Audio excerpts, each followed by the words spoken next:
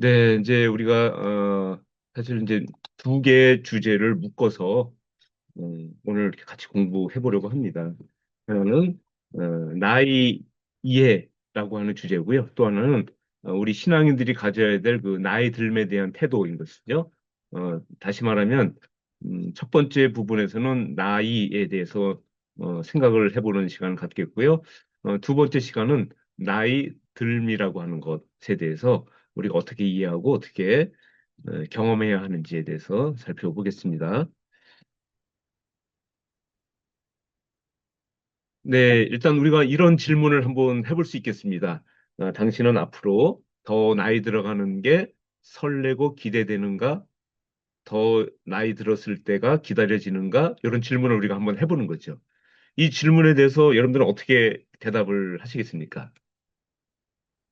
나이 들어가는 게 막 설레는 마음으로 나이 들어가시고, 지금보다 더 나이 들었을 때가 막 기다려지고 기대가 되시나요? 예, 여러분들이 지금 표정으로 봐서는 도저히 납득이 안 되는 얘기를 하고 있다. 이제 그렇게 느끼시는 게 저도 느껴집니다.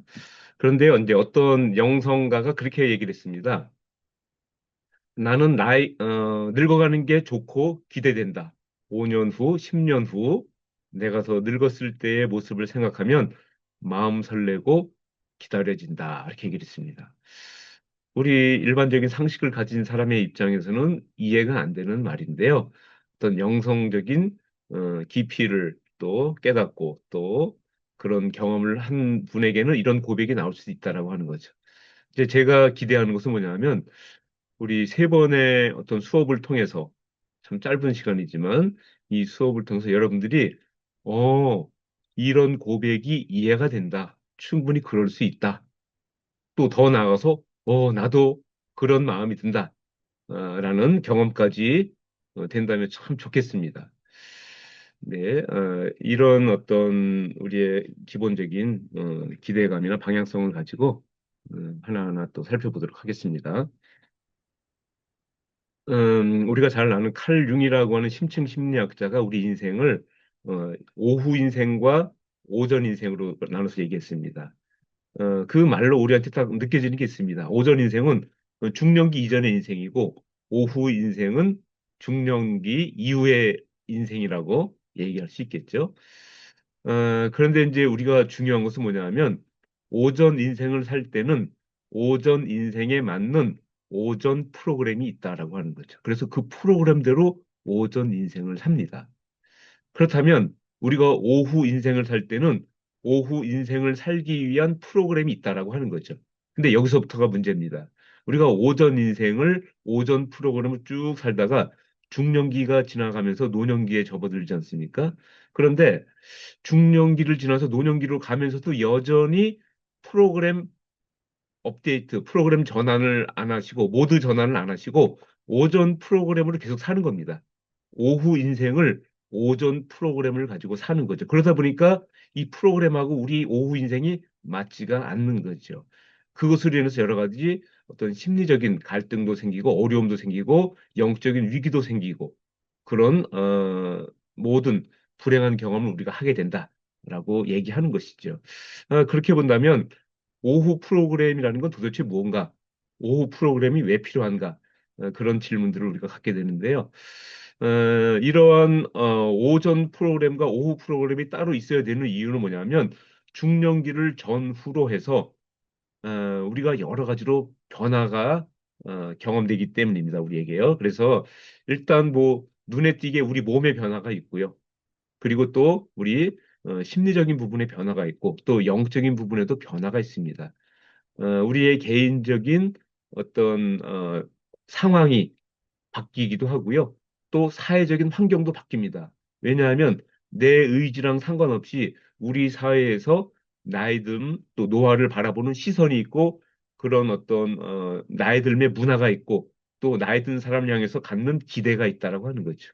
그 기대가 뭐 올바른 기대든 아니면 잘못된 기대든 간에 그런 것들이 있는 거죠. 그래서 그런 환경에 영향을 받는 거죠. 또 특별히 우리가 처한 환경은 이런 어떤 초고령 사회이지 않습니까? 이런 환경에 영향을 받고 우리 개인적으로는 우리가 노화를 경험하고 은퇴를 하고 배우자를 잃고 여러 가지 그런 경험을 하는 개인적인 상황이 있다는 거죠. 그래서 이런 개인적 상황과 사회적 환경으로 인해서 우리 삶이 변할 수밖에 없습니다. 그러다 보니까 이제 우리의 오후 프로그램이 갖춰져야 된다라고 하는 오후 인생을 살기 위해서는요. 그렇게 얘기를 합니다. 아침에 중요했던 것들이 저녁에는 별로 중요하지 않기 때문이다. 아침에는 진리라고 생각했던 것이 저녁 때는 거짓이 되기 때문이다라고 융이 얘기했습니다. 이 아침 저녁은 오전 인생과 오후 인생을 얘기하는 거죠. 오전 인생은 내가 이게 진리다라고 생각하고 그런 가치관을 가지고 또 내가 중요하다고 생각하는 것을 생각하면서 내가 진리라고 믿는 것을 가지고 열심히 살았는데 오후 인생이 되고 보니까 아, 그게 진리가 아니구나. 진짜 진리는 따로 있구나라고 깨닫는다라고 하는 거죠. 그래서 분명히 중년기를 기점으로 해서 중년기 이전과 이후가 달라진다고 얘기하는 것이죠. 그리고 중년기 이후에는 새로운 방식으로 새로운 삶을 살아가는 것이기 때문에 새로운 방식, 새로운 삶에 적합한 오후 프로그램을 우리가 준비해야 된다. 그 얘기를 하는 거죠. 그러면 우리의 오후 인생이 순탄하게 이어진다는 거죠. 우울하지 않고요. 좌절하지 않고요. 어떤 분은 억울하다고 얘기하세요. 내가 이렇게 금방 어떤 노화를 경험하게 돼서 너무 억울하다. 그런 느낌을 갖지 않고 살 수 있다라고 하는 거죠. 그렇게 사는 이유는 뭐냐 하면 그렇게 불행하고 어렵게 힘들게 오후 인생을 사는 이유는 뭐냐 하면 오후 프로그램이 아직 준비가 안 됐기 때문이다라고 하는 것이죠. 그래서 우리 이제 인생의 오전에는요 외부에 초점 맞고요. 초점을 맞추고요. 인생의 오후에는 내면에 초점을 맞추는 거죠. 그래서 중년기를 기점으로 그렇게 나누는 겁니다. 그래서 오후 인생을 온전히 살려면은 오후 프로그램을 갖춰야 한다. 이렇게 말할 수 있고요. 근데 어떤 사람들은 오후 인생을 살면서 여전히 오전 프로그램으로 오후 인생을 살 때 이게 프로그램하고 인생이 안 맞는 거죠. 그래서 이런 오후 프로그램을 준비하는 시기가 언제냐? 그때가 바로 중년기다. 이렇게 얘기하는 것이죠. 중년기 때 오후 프로그램을 준비하지 못하면 중년기 이후 노년기가 불행하게 되고 우리 삶의 진정한 행복과 만족도 의미 추구를 못하면서 살아가게 된다는 그런 얘기죠. 이것을 조금 더 다른 버전으로 이야기한다면요. 우리 한 사람 한 사람의 인생을 돛담배에 비유해 볼 수 있습니다. 바다에서 돛담배로 항해하는 그런 모습을 한번 떠올려 볼 수 있는 것이죠. 그렇다면 이 돛담배는 바람이 되게 중요합니다. 바람이 어떻게 분야가 영향을 많이 주기 때문이죠. 그래서 우리가 바다 한가운데 떠 있는 돛담배라고 한다면 우리가 젊을 때는요, 순풍이 봅니다. 그래서 배가 앞으로 나가는데 크게 어려움이 없어요. 그런데 문제는 뭐냐 하면 인생 후반부입니다. 인생 후반부에는 역풍이 불어오기 시작합니다. 맞바람이 불어요. 물론 젊을 때도 역풍이 붑니다. 그렇지만 우리가 큰 틀에서 볼 때는 젊을 때는 순풍이라는 거죠. 내가 외모가 받쳐주고요. 내 또 체력이 받쳐주고 내 경제력, 어떤 내 인기, 뭐 여러 가지 매력, 열정 그런 것들이 받쳐줘가지고 내가 막 앞으로 갑니다. 그리고 우리는 그것 때문에 내가 앞으로 간다고 생각을 해요.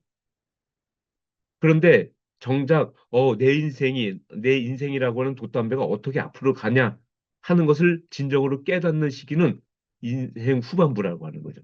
중년기 이후입니다. 왜냐하면요, 중년기 이후에는 순풍이 불어주지 않습니다. 체력도 떨어지고요, 기억력도 떨어지고요, 직장에서 자꾸 은퇴하게 되고요, 외로워지고요, 여러 가지로 우리한테 어려운 상황들이 닥치는데 그때도 우리 인생의 돛담배는 앞으로 가야 되거든요. 그럴 때 젊었을 때 그런 방식으로는 우리 돛담배가 앞으로 갈 수 없다라고 하는 거죠. 우리 돛담배가 앞으로 가게 하는 새로운 힘과 능력이 있어야지 앞으로 갈 수 있다라고 하는 거죠. 그래서 우리에게는 돛이 필요한 것이죠. 우리는 돛담배이기 때문에 뭐 젊을 때는 굳이 뭐 돛이 뭐 필요하냐라고 막 느끼면서 살 수도 있겠지만 중년기 이후에는 확실하게 돛이 필요합니다. 왜냐하면요, 이 돛을 올리면요, 이 돛이 순풍을 역풍으로 바꿔주는 기능을 한다라고 하는 거죠. 맞바람을 이용해서 배가 앞으로 갈 수 있게 만들어주는 것이 바로 돛이라고 하는 것이죠. 다시 말하면 우리 인생에서 닥치는 엄청난 그 역풍들을 이용을 해서 오히려 더 앞으로 갈 수 있는 힘으로 바꿔서 우리 돛담배가 끝없이 정진할 수 있게 해주는 것이 바로 이 돛을 이용하는 것이죠. 그런데 어떤 사람은요, 돛이 없어요, 돛이. 돛이 없으니까 돛을 올리지도 못하는 것. 돛이 있어야지 돛을 올리지 않습니까? 이 돛이 뭐겠냐라고 하는 거죠. 우리에게는요. 바로 신앙이라고 하는 것입니다. 신앙.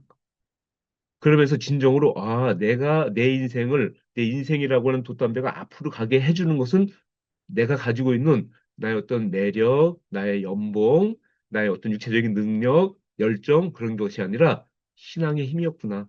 하나님이 나를 가게 해준 것이구나라는 것을 인생 후반부에 깨닫게 되는 것이죠. 왜냐하면 그렇게 젊었을 때 나를 앞으로 가게 만들었던 모든 것을 다 하나하나 잃어버리고 나서야 비로소 깨닫게 되는 것이죠. 그렇기 때문에 인생 전반부하고 인생 후반부는요, 우리 삶의 동력이 달라지는 것이고, 우리에게 힘과 능력이 되는 그 근원이 달라지는 경험을 한다라고 하는 것이죠. 그런데 만약에 우리가 이런 인생 후반부에 역풍이 불어오는데, 말하자면 이전에 경험했던 순풍만 기대하면서 산다면, 우리 배는 표류하거나 후퇴하기 쉽다라고 하는 거죠. 바로 이럴 때 우리는 노년기 때 좌절하고 절망하고 또 우울감을 느끼고 무기력하고 무의미한 또 허탈한 그런 경험을 하면서 오후 인생을 살게 된다라고 하는 거죠. 그런 의미에서 돛담배를 꼭 우리가 한번 기억을 해보면 좋겠습니다.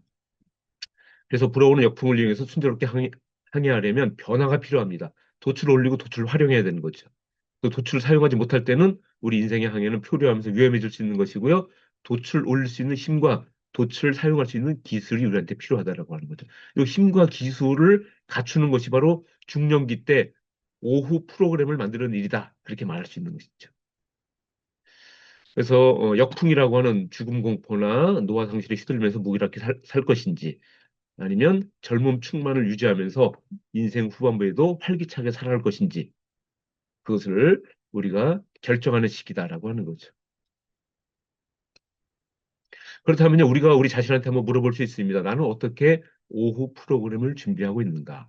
내 인생의 돛담배는 역풍이 나한테 이미 다가오기 시작했고, 역풍이 막 불어오는데, 이것을 맞이할 준비, 이 역풍에 대처할 준비, 이 역풍을 오히려 이용할 준비가 되어 있는가라고 우리 자신한테 한번 물어봐야 되는 거죠. 이 질문을 끊임없이 우리 중년기 때 물어봐야 된다라고 말할 수 있는 것이죠. 그래서 첫 번째 주제로 나이에 대해서 살펴보겠습니다. 이런 모든 오후 인생 프로그램을 준비하는 데 필요한 것을 하나하나 살펴보는 겁니다. 사람들은 누구나 다 죽음 공포를 가지고 있습니다. 그래서 이 죽음 공포는 우리가 의식적으로 막 통제를 합니다. 난 죽음 공포 느끼고 싶지 않아. 죽음에 대한 두려움 느끼고 싶지 않아. 그런 마음입니다. 왜냐하면 죽음 공포를 우리가 느낄 때 결코 유쾌하지 않거든요. 내가 죽는다는 생각을 한번 해보시면요. 그렇게 기분이 썩 좋지 않습니다. 그리고 굳이 그걸 생각하고 싶지가 않아요. 왜냐하면 죽음 공포는 나한테 부정적인 경험을 주거든요.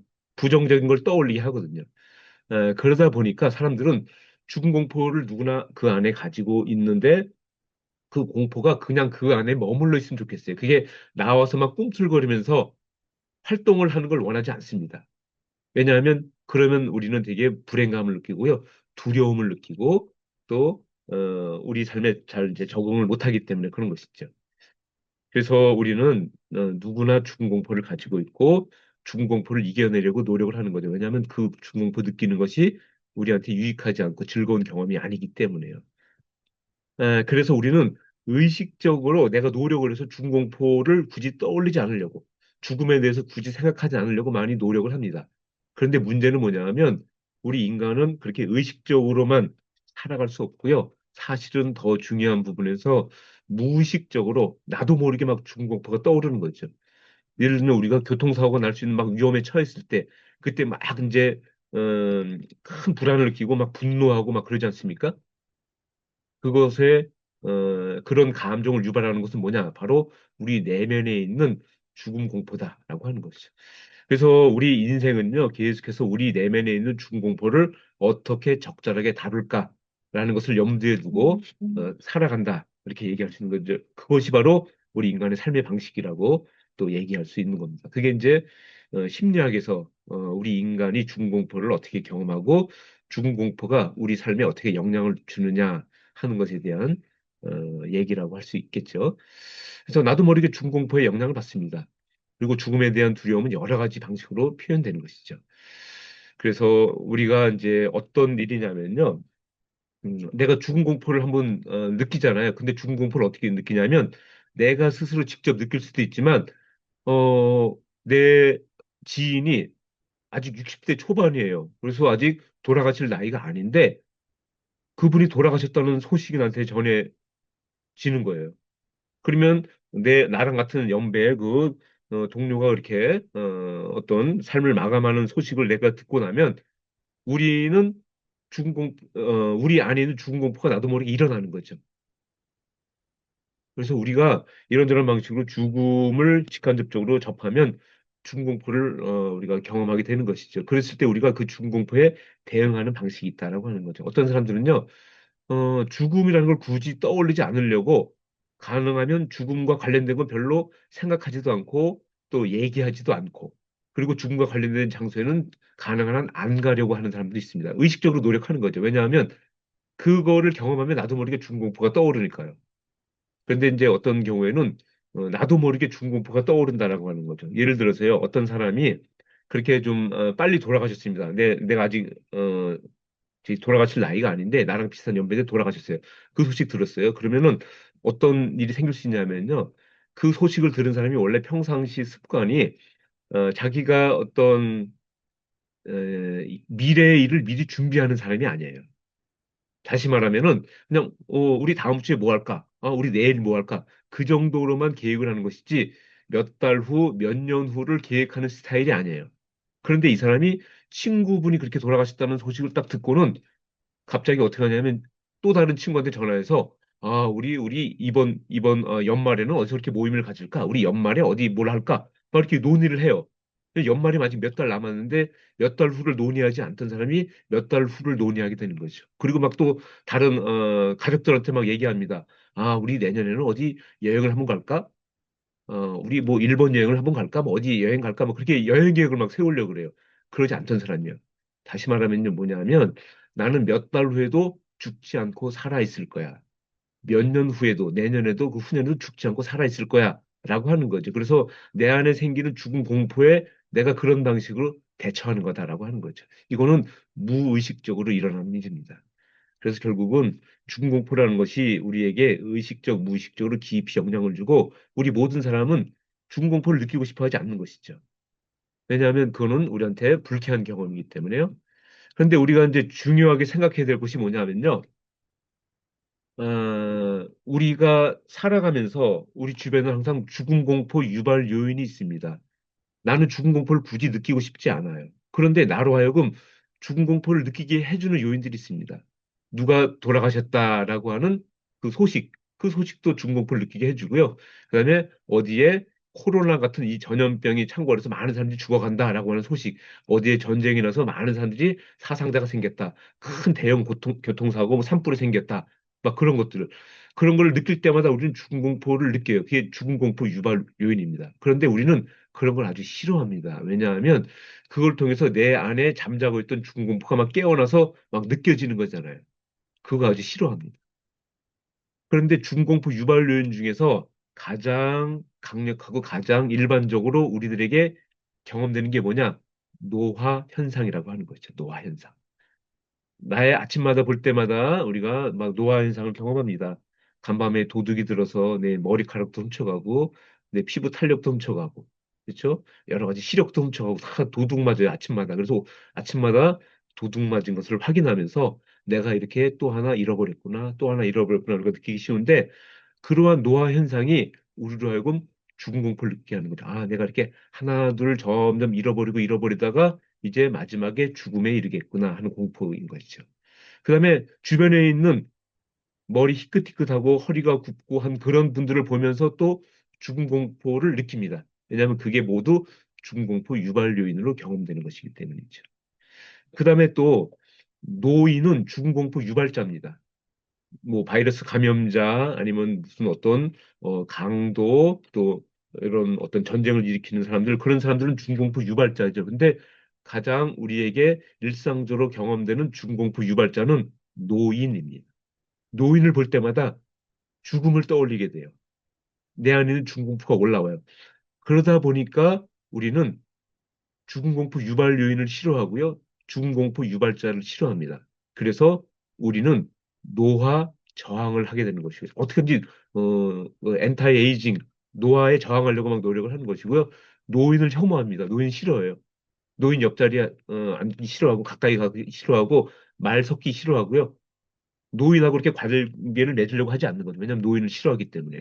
우리 문화가 그렇다는 거예요. 노화 저항, 노인 혐오. 이것은 다 죽음 공포 유발하고 관련이 되어 있고요. 이런 것을 유발하는 것이 바로 노화 현상과 노인이라고 하는 거죠. 다시 말하면요. 우리가 노인을 보면서 죽음 공포를 떠올려요. 그러니까 노인이 싫어요. 또 노화 현상을 보면서 죽음 공포가 떠올라요. 그러니까 노화 현상이 싫은 겁니다. 그런데 우리가 생각을 해보세요. 우리 신앙인들은요. 죽음에 대한 공포를 다 이겨낸 사람입니다. 우리 신앙 안에서요. 또 우리는 부활을 믿는 사람이고 영생을 믿는 사람인 것이죠.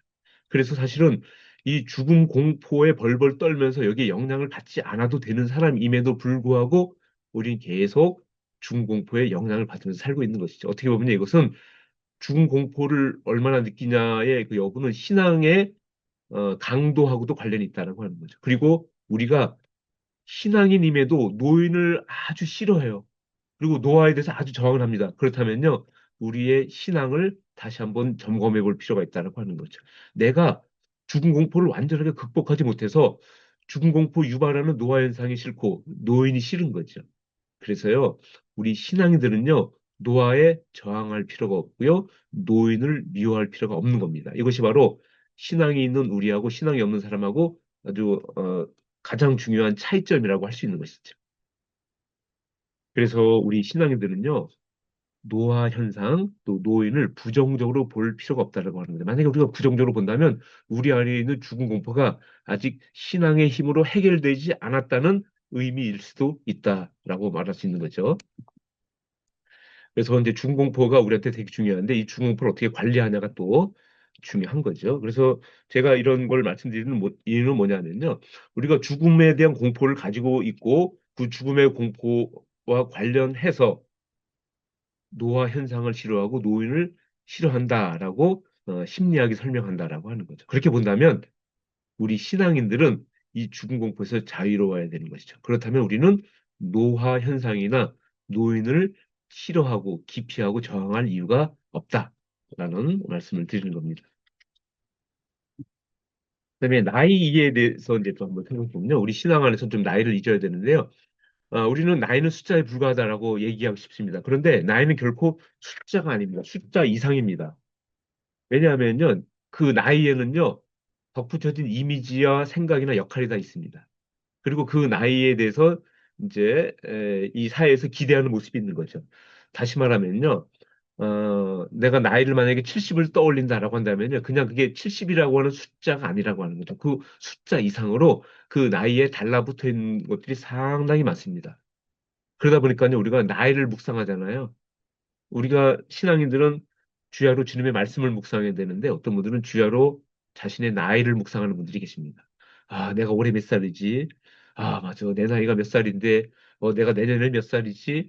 자꾸 나이를 묵상하는 분인데, 나이를 묵상하면 어떤 일이 생기냐면, 나이에 달라붙은 것들도 같이 묵상하는 겁니다. 그런데 나이에 달라붙어 있는 것들, 이것은 우리 신앙에 유익이 되지 않는 경우가 너무 많습니다. 왜냐하면 이건 사회에서 어떤 만들어내는 조건화된 가치거든요. 이게 어떤 말이냐면 그 사람이 가치를 느끼기 위해서는 이런 조건에 맞아야 된다. 이런 조건에 부합해야지 가치가 있다라고 느끼는 거죠. 그러다 보니까 그러한 가치에 맞추려고 막 노력합니다. 그래야지 내가 가치를 느끼는 거죠. 사회에서 만드는 여러 가지 조건에 맞추면 그때 나의 가치를 느끼는 거죠. 그런데 그렇게 붙여진 사회에서 만들어진 가치들은 긍정적인 가치가 별로 없습니다. 노인들은 잠잠하라 그럽니다. 이제 뒤로 물러나라 그래요. 노인들은 무언가 배우려는 걸 하지 말라 그럽니다. 왜냐하면 배울 때 다 지났다는 거예요. 노인들은 그냥 어디에 나서지 말고 뒤로 물러서라 그럽니다. 노인들은 화려한 옷을 입지 말라 그래요. 자꾸 노인들에 대해서 이거저거 족쇄를 채우는 것이 바로 우리 사회거든요.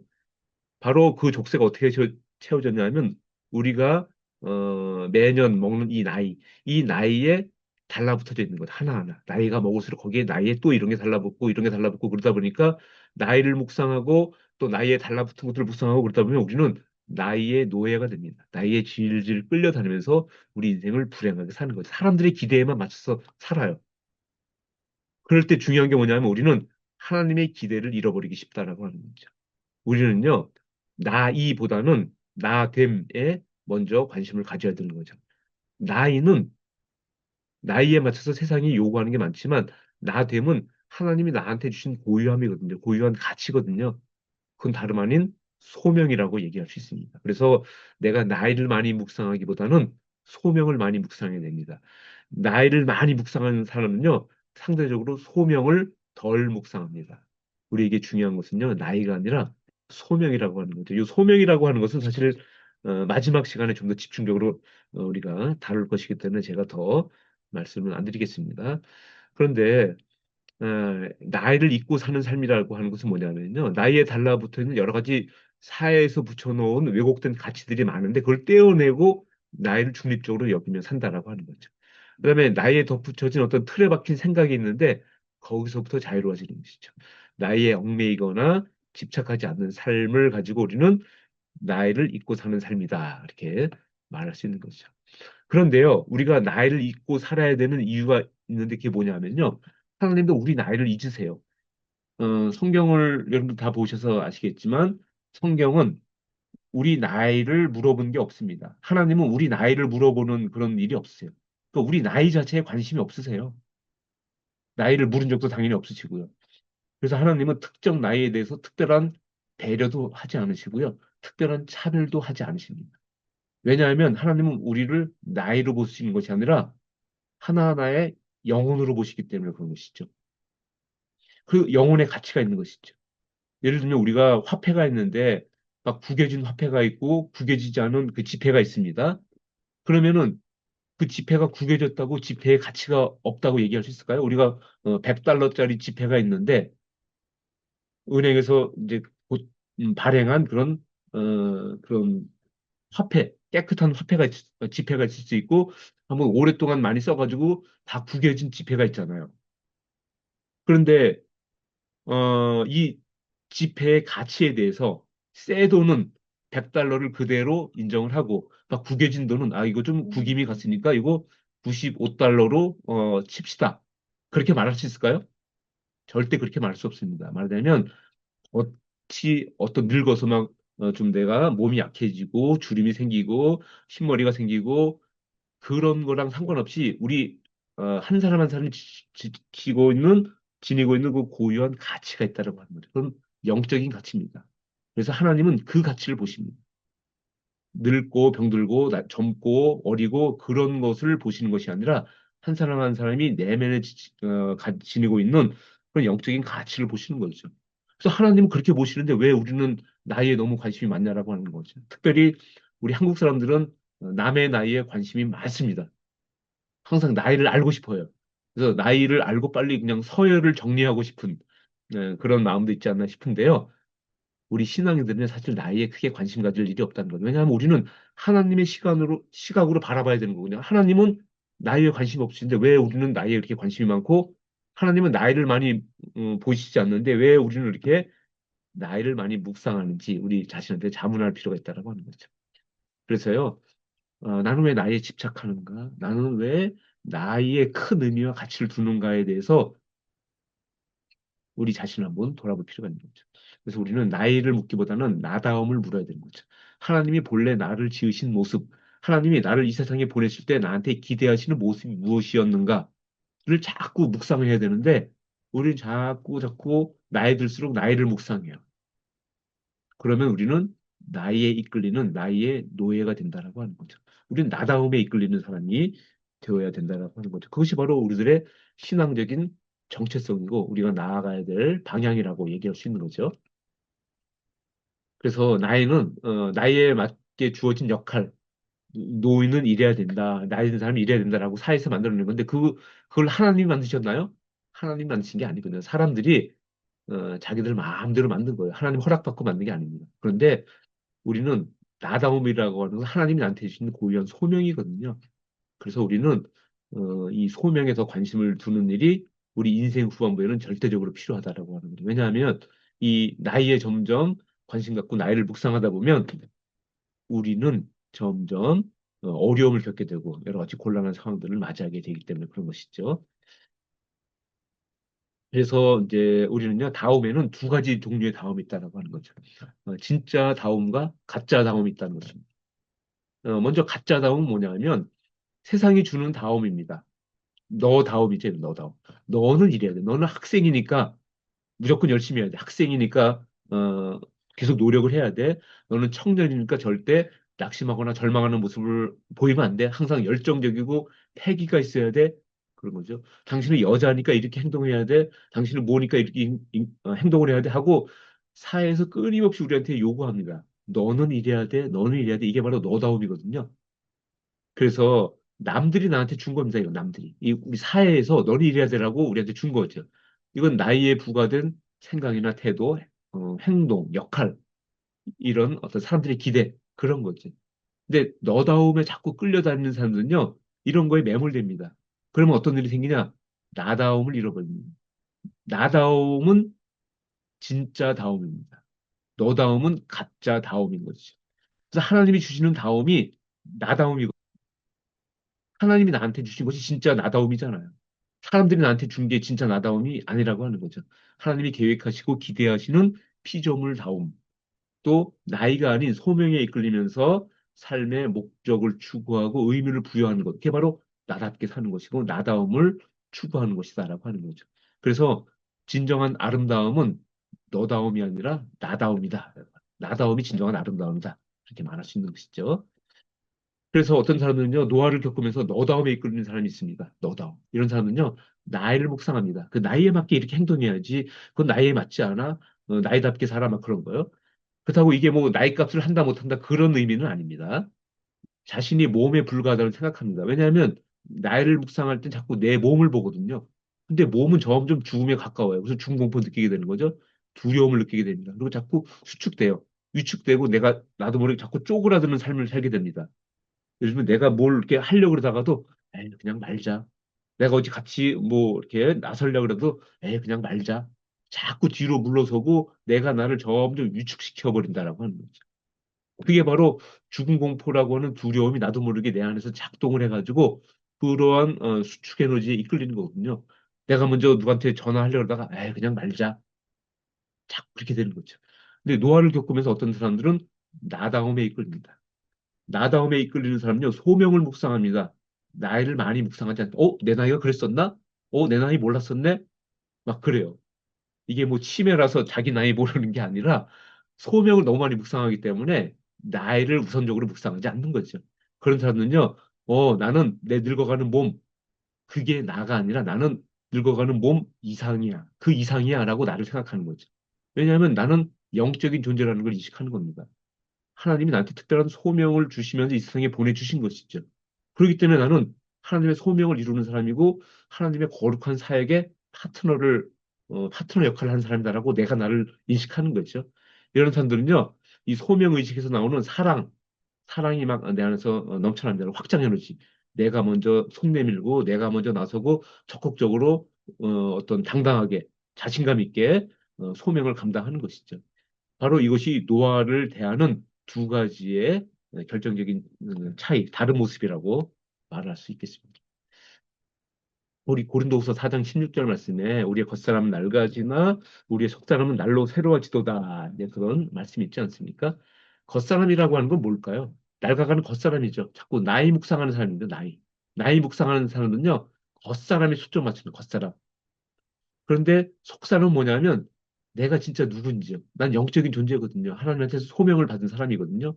그렇기 때문에 새로워져가는 속사람에 집중하는 거죠. 나의 소명이 계속 새롭게 갱신되고 갱신되고 갱신되면서 끊임없이 소명을 추구하는 거죠.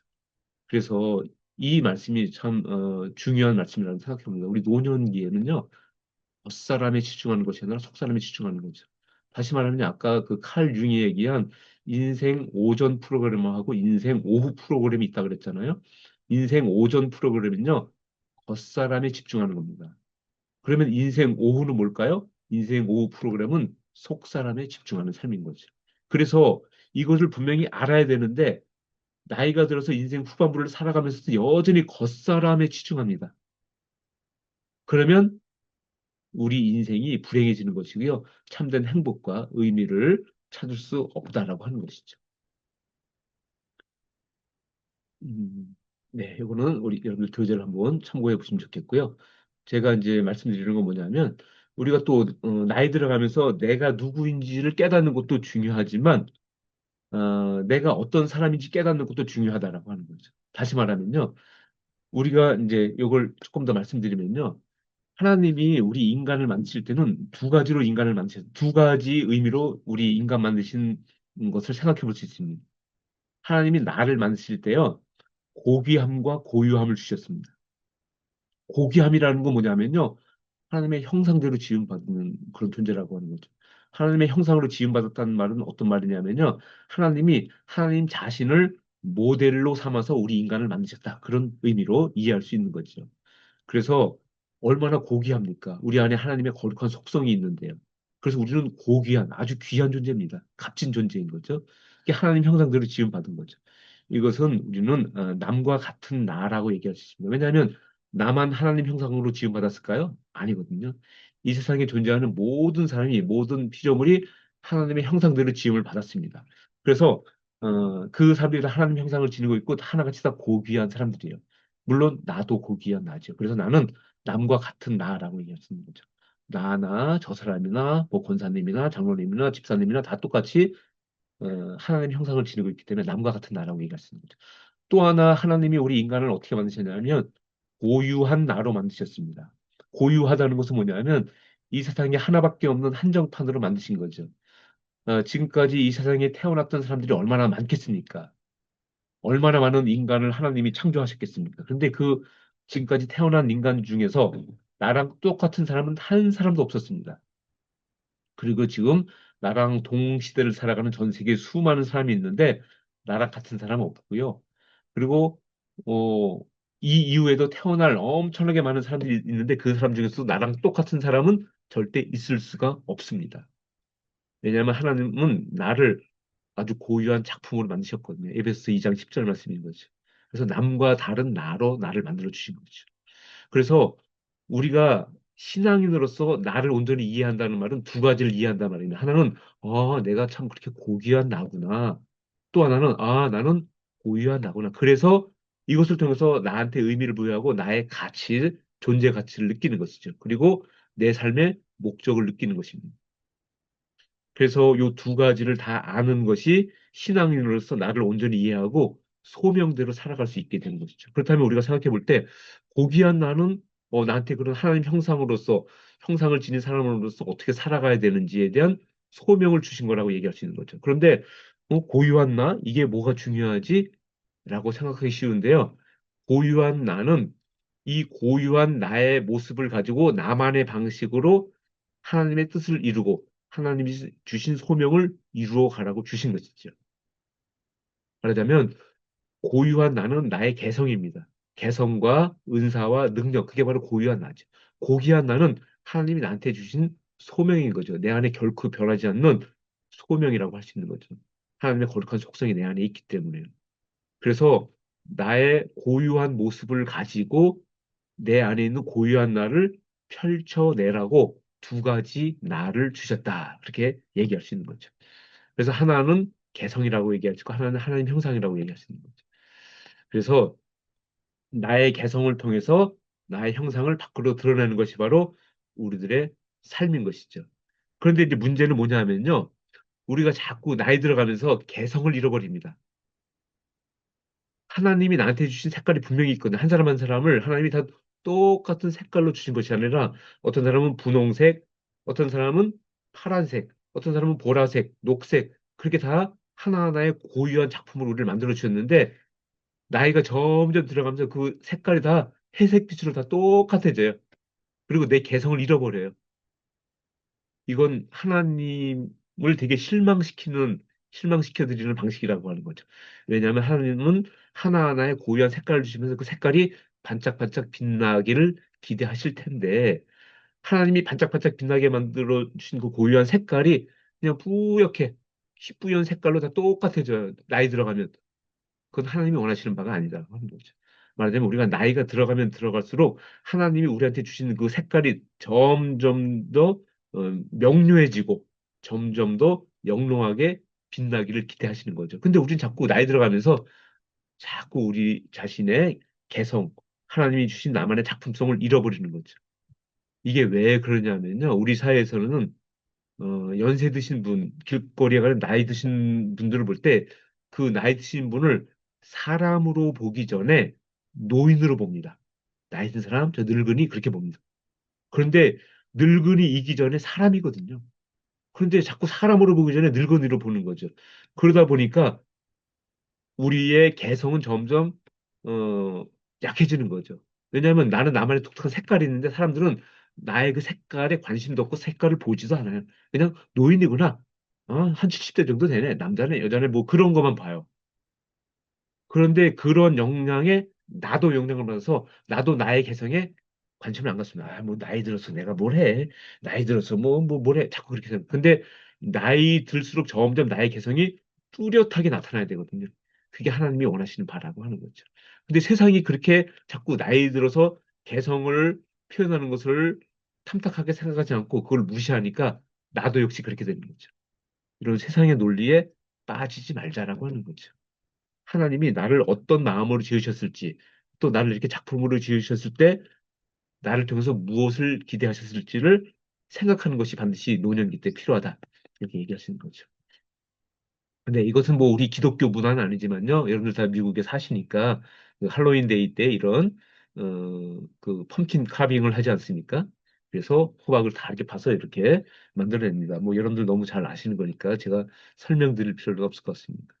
그래서 이 펌킨 카빙을 하는데 가만히 보시면요. 이게 깜깜한 밤에 이게 펌킨에서 이렇게 그 문양대로 빛이 나는 모습 되게 좀 이거만 본다면 되게 멋있지 않습니까? 뭐 어떤 할로윈 데이에 어떤 뭐 다른 걸 의미를 부여하지 말고 이것만 보면 되게 멋있잖아요. 깜깜한 밤에. 근데 각각의 문양이 다 다르다는 것을 여러분들 보실 수 있습니다. 문양이 다 다릅니다. 크기도 다르고 문양도 다르고 다 다릅니다. 그런데 동일하게 그 안에서 다 빛이 납니다. 이걸 한번 생각해 보시면요. 어, 안에 있는 것을 밖으로 드러내는 방식은 여러 가지가 있는 거죠. 다시 말하면요, 우리 안에는 고유한 하나님의 형상이 있습니다. 이 고유한 하나님의 형상에 맞게 우리는 어, 하나님 주신 소명을 이루어내는 거죠. 우리 안에는 그렇게 빛이 있습니다. 빛.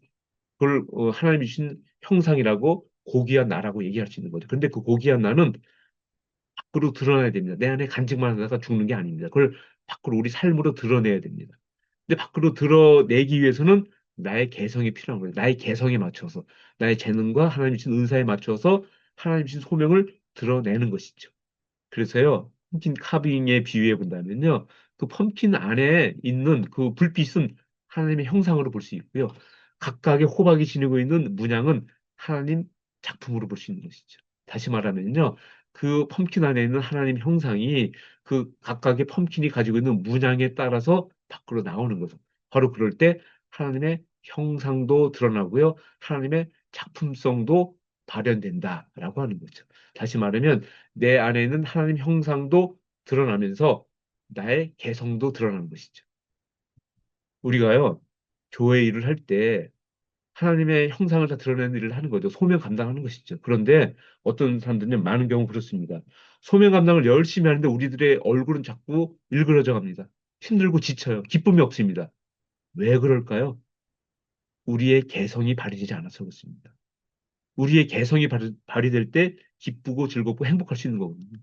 그리고 우리 안에 있는 소명이 밖으로 드러날 때도 더 큰 기쁨과 즐거움이 있는 것이죠. 그래서 우리가 하나님의 일을 할 때는요, 우리들의 개성과 은사와 재능이 같이 발휘가 돼야 되는 거죠. 그럼요, 우리가 하나님 주신 소명을 기쁘고 즐겁게 끝까지 감당할 수 있는 것이죠. 그래서 이런 펌킨 모양도 있습니다. 또 이런 펌킨 모양도 있고요. 우리 한 사람 한 사람의 모습입니다. 근데 하나같이 그 안에 있는 하나님의 형상을 드러냅니다. 이런 모습도 있고요. 하나님 형상을 다 드러냅니다. 그럴 때 바로 우리에겐 즐거움이 있는 거죠.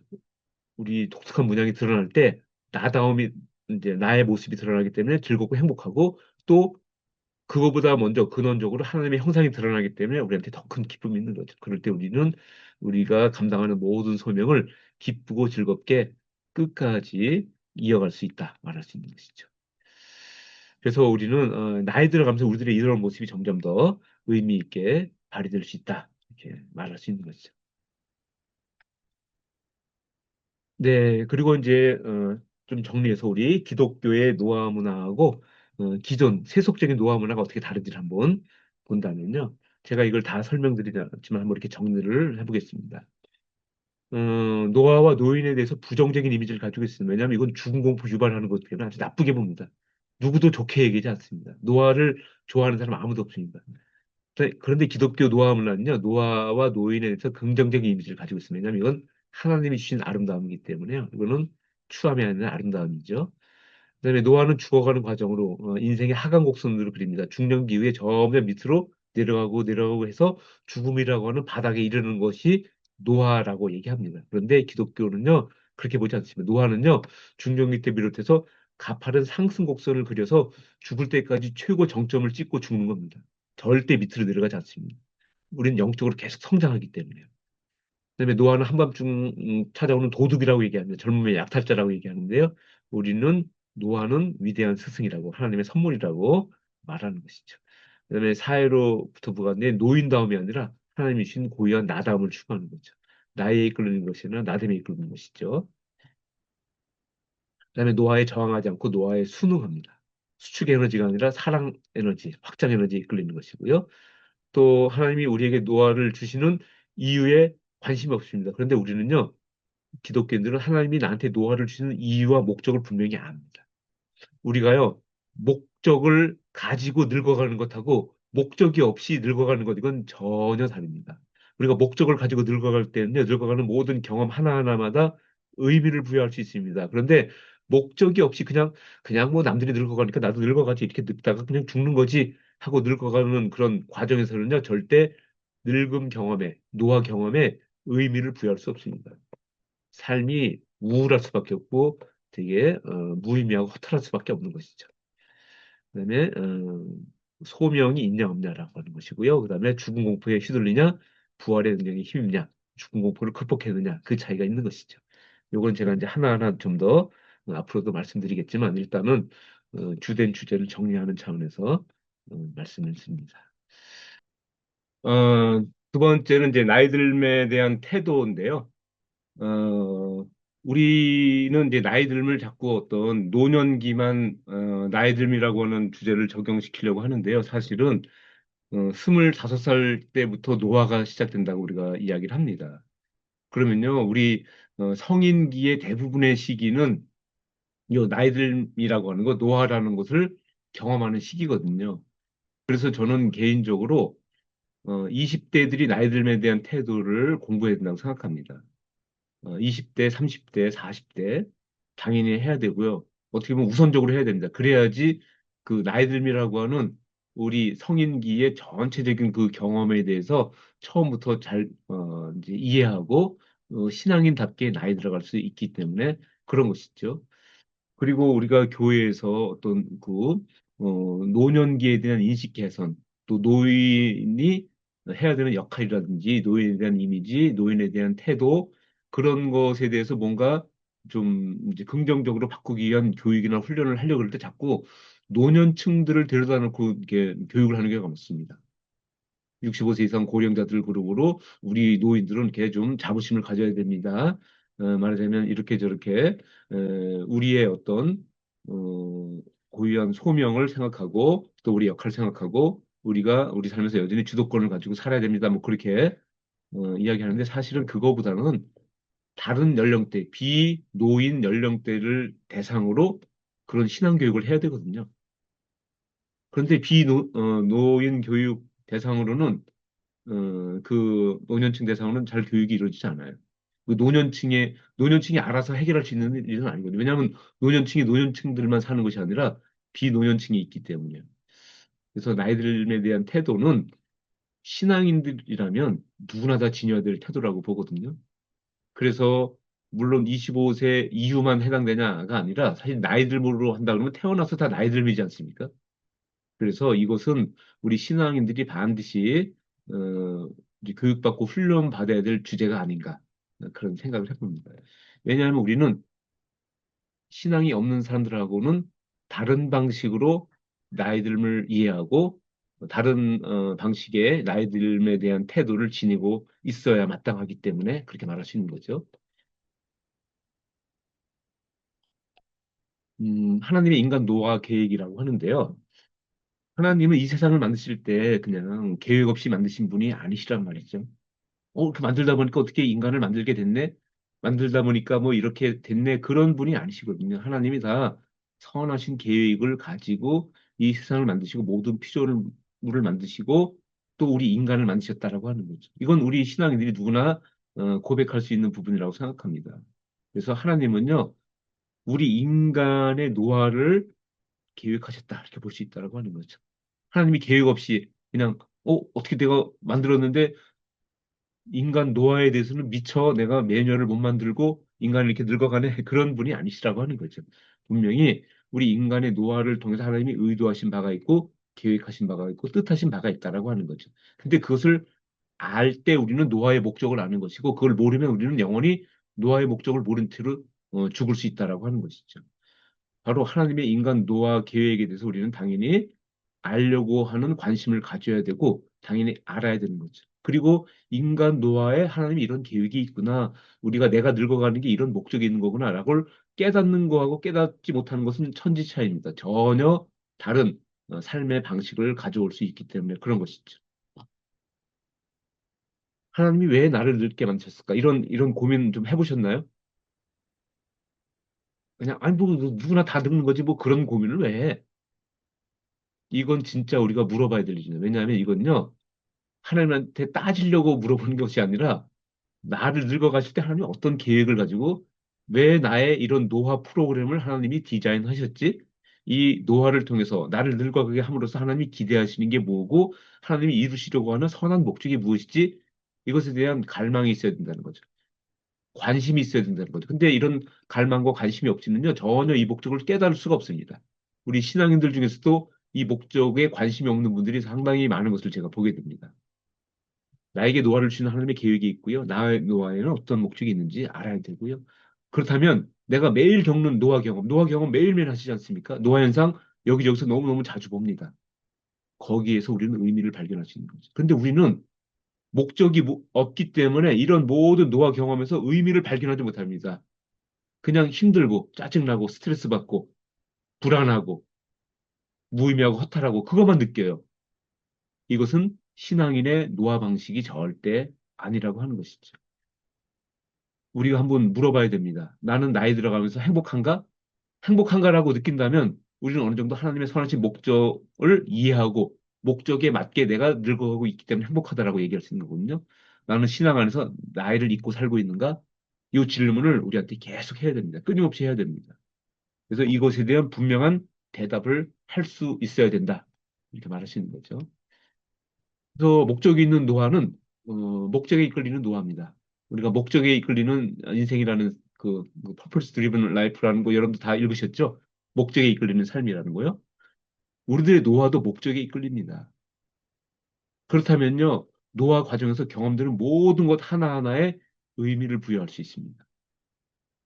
그 많은 의미 부여의 기회가 있는데 그 모든 노화의 경험을 하면서 의미를 부여할 수 있는데 그 기회를 우리 다 날려버릴 수 있는 거죠. 또 늙어가네. 내일다가 죽는 거구나. 나이 드니까 어쩔 수 없어. 내가 젊을 때는 그래도 내가 체력이 있었는데 그런 방식으로 노화를 경험한다면 우리는 신앙인이라고 말할 수 없다라고 하는 것이죠. 인간의 노화는 하나님의 계획이고요. 인간의 노화 현상은요, 엄청난 보화를 발견할 수 있는 기회라고 하는 거죠. 이 기회를 우리는 다 그냥 날려버리는 그런 셈이 될 수도 있다고 하는 거죠. 그래서 우리는요, 노화 속에 감추어진 비밀을 찾아내야 됩니다. 분명히 비밀이 숨겨져 있는, 영적인 비밀이 숨겨져 있고요. 잘 드러나지 않은 비밀을 숨겨져 있는 거죠. 근데 보면 하나님이 하시는 일은 참 이렇게 다 직설적으로 다 말하고 보여주면 좋겠는데 자꾸 비밀을 이렇게 좋아하시는 것 같아요. 약간 그 신비주의 컨셉으로 하나님이 일하시지 않나 그런 생각도 해봐요. 예수님도 항상 직접 말해 주시면 좋겠는데 천국은 마치 이와 같다라고 하시고 비유적으로 뭔가 깨닫게 얘기해 주시잖아요. 그런데 우리는 거기에 관심이 있으면 그 비밀을 깨달을 수 있는 건데 관심이 없이는 비밀이 없는 거죠. 그래서 어떻게 보면 예수님은 우리한테 그 비밀을 알고자 하는 노력을 또 우리의 의지로 비밀을 알고 싶어 하는 그 노력을 보이라는 것을 요청하시지 않나. 그런 생각도 한편으로는 해보게 됩니다. 신앙인들은요, 노화를 성화로 경험합니다. 점점 거룩해져 가는 거죠. 노화가 아니에요. 그래서 에이징이 아니라 세이징으로 경험하는 거죠. 에이징이라고 하는 말 앞에 S를 붙이면 세이징이거든요. 그래서 노화를 성화의 환경으로 경험하면서 노화 속에서 보화를 발견하는 사람들인 거죠. 노화로 그냥 늙었다 하고 보내는 게 아니라 그 안에 숨겨지는 보화가 반드시 있거든요. 그걸 찾아내는 사람들이 바로 신앙인인 거죠. 그러니까 그런 면에서 우리가 신앙인으로서 노화를 경험한다는 것은 엄청난 축복이고요. 이건 엄청난 차별성을 보이는 일이거든요. 하나님은 나의 목적에 분명한 목적을 갖고 계신다. 이것을 우리가 고백해야 됩니다. 그러면요, 그 목적에 관심을 갖고요, 목적을 알아내려고 노력을 합니다. 그리고 목적을 알아냅니다.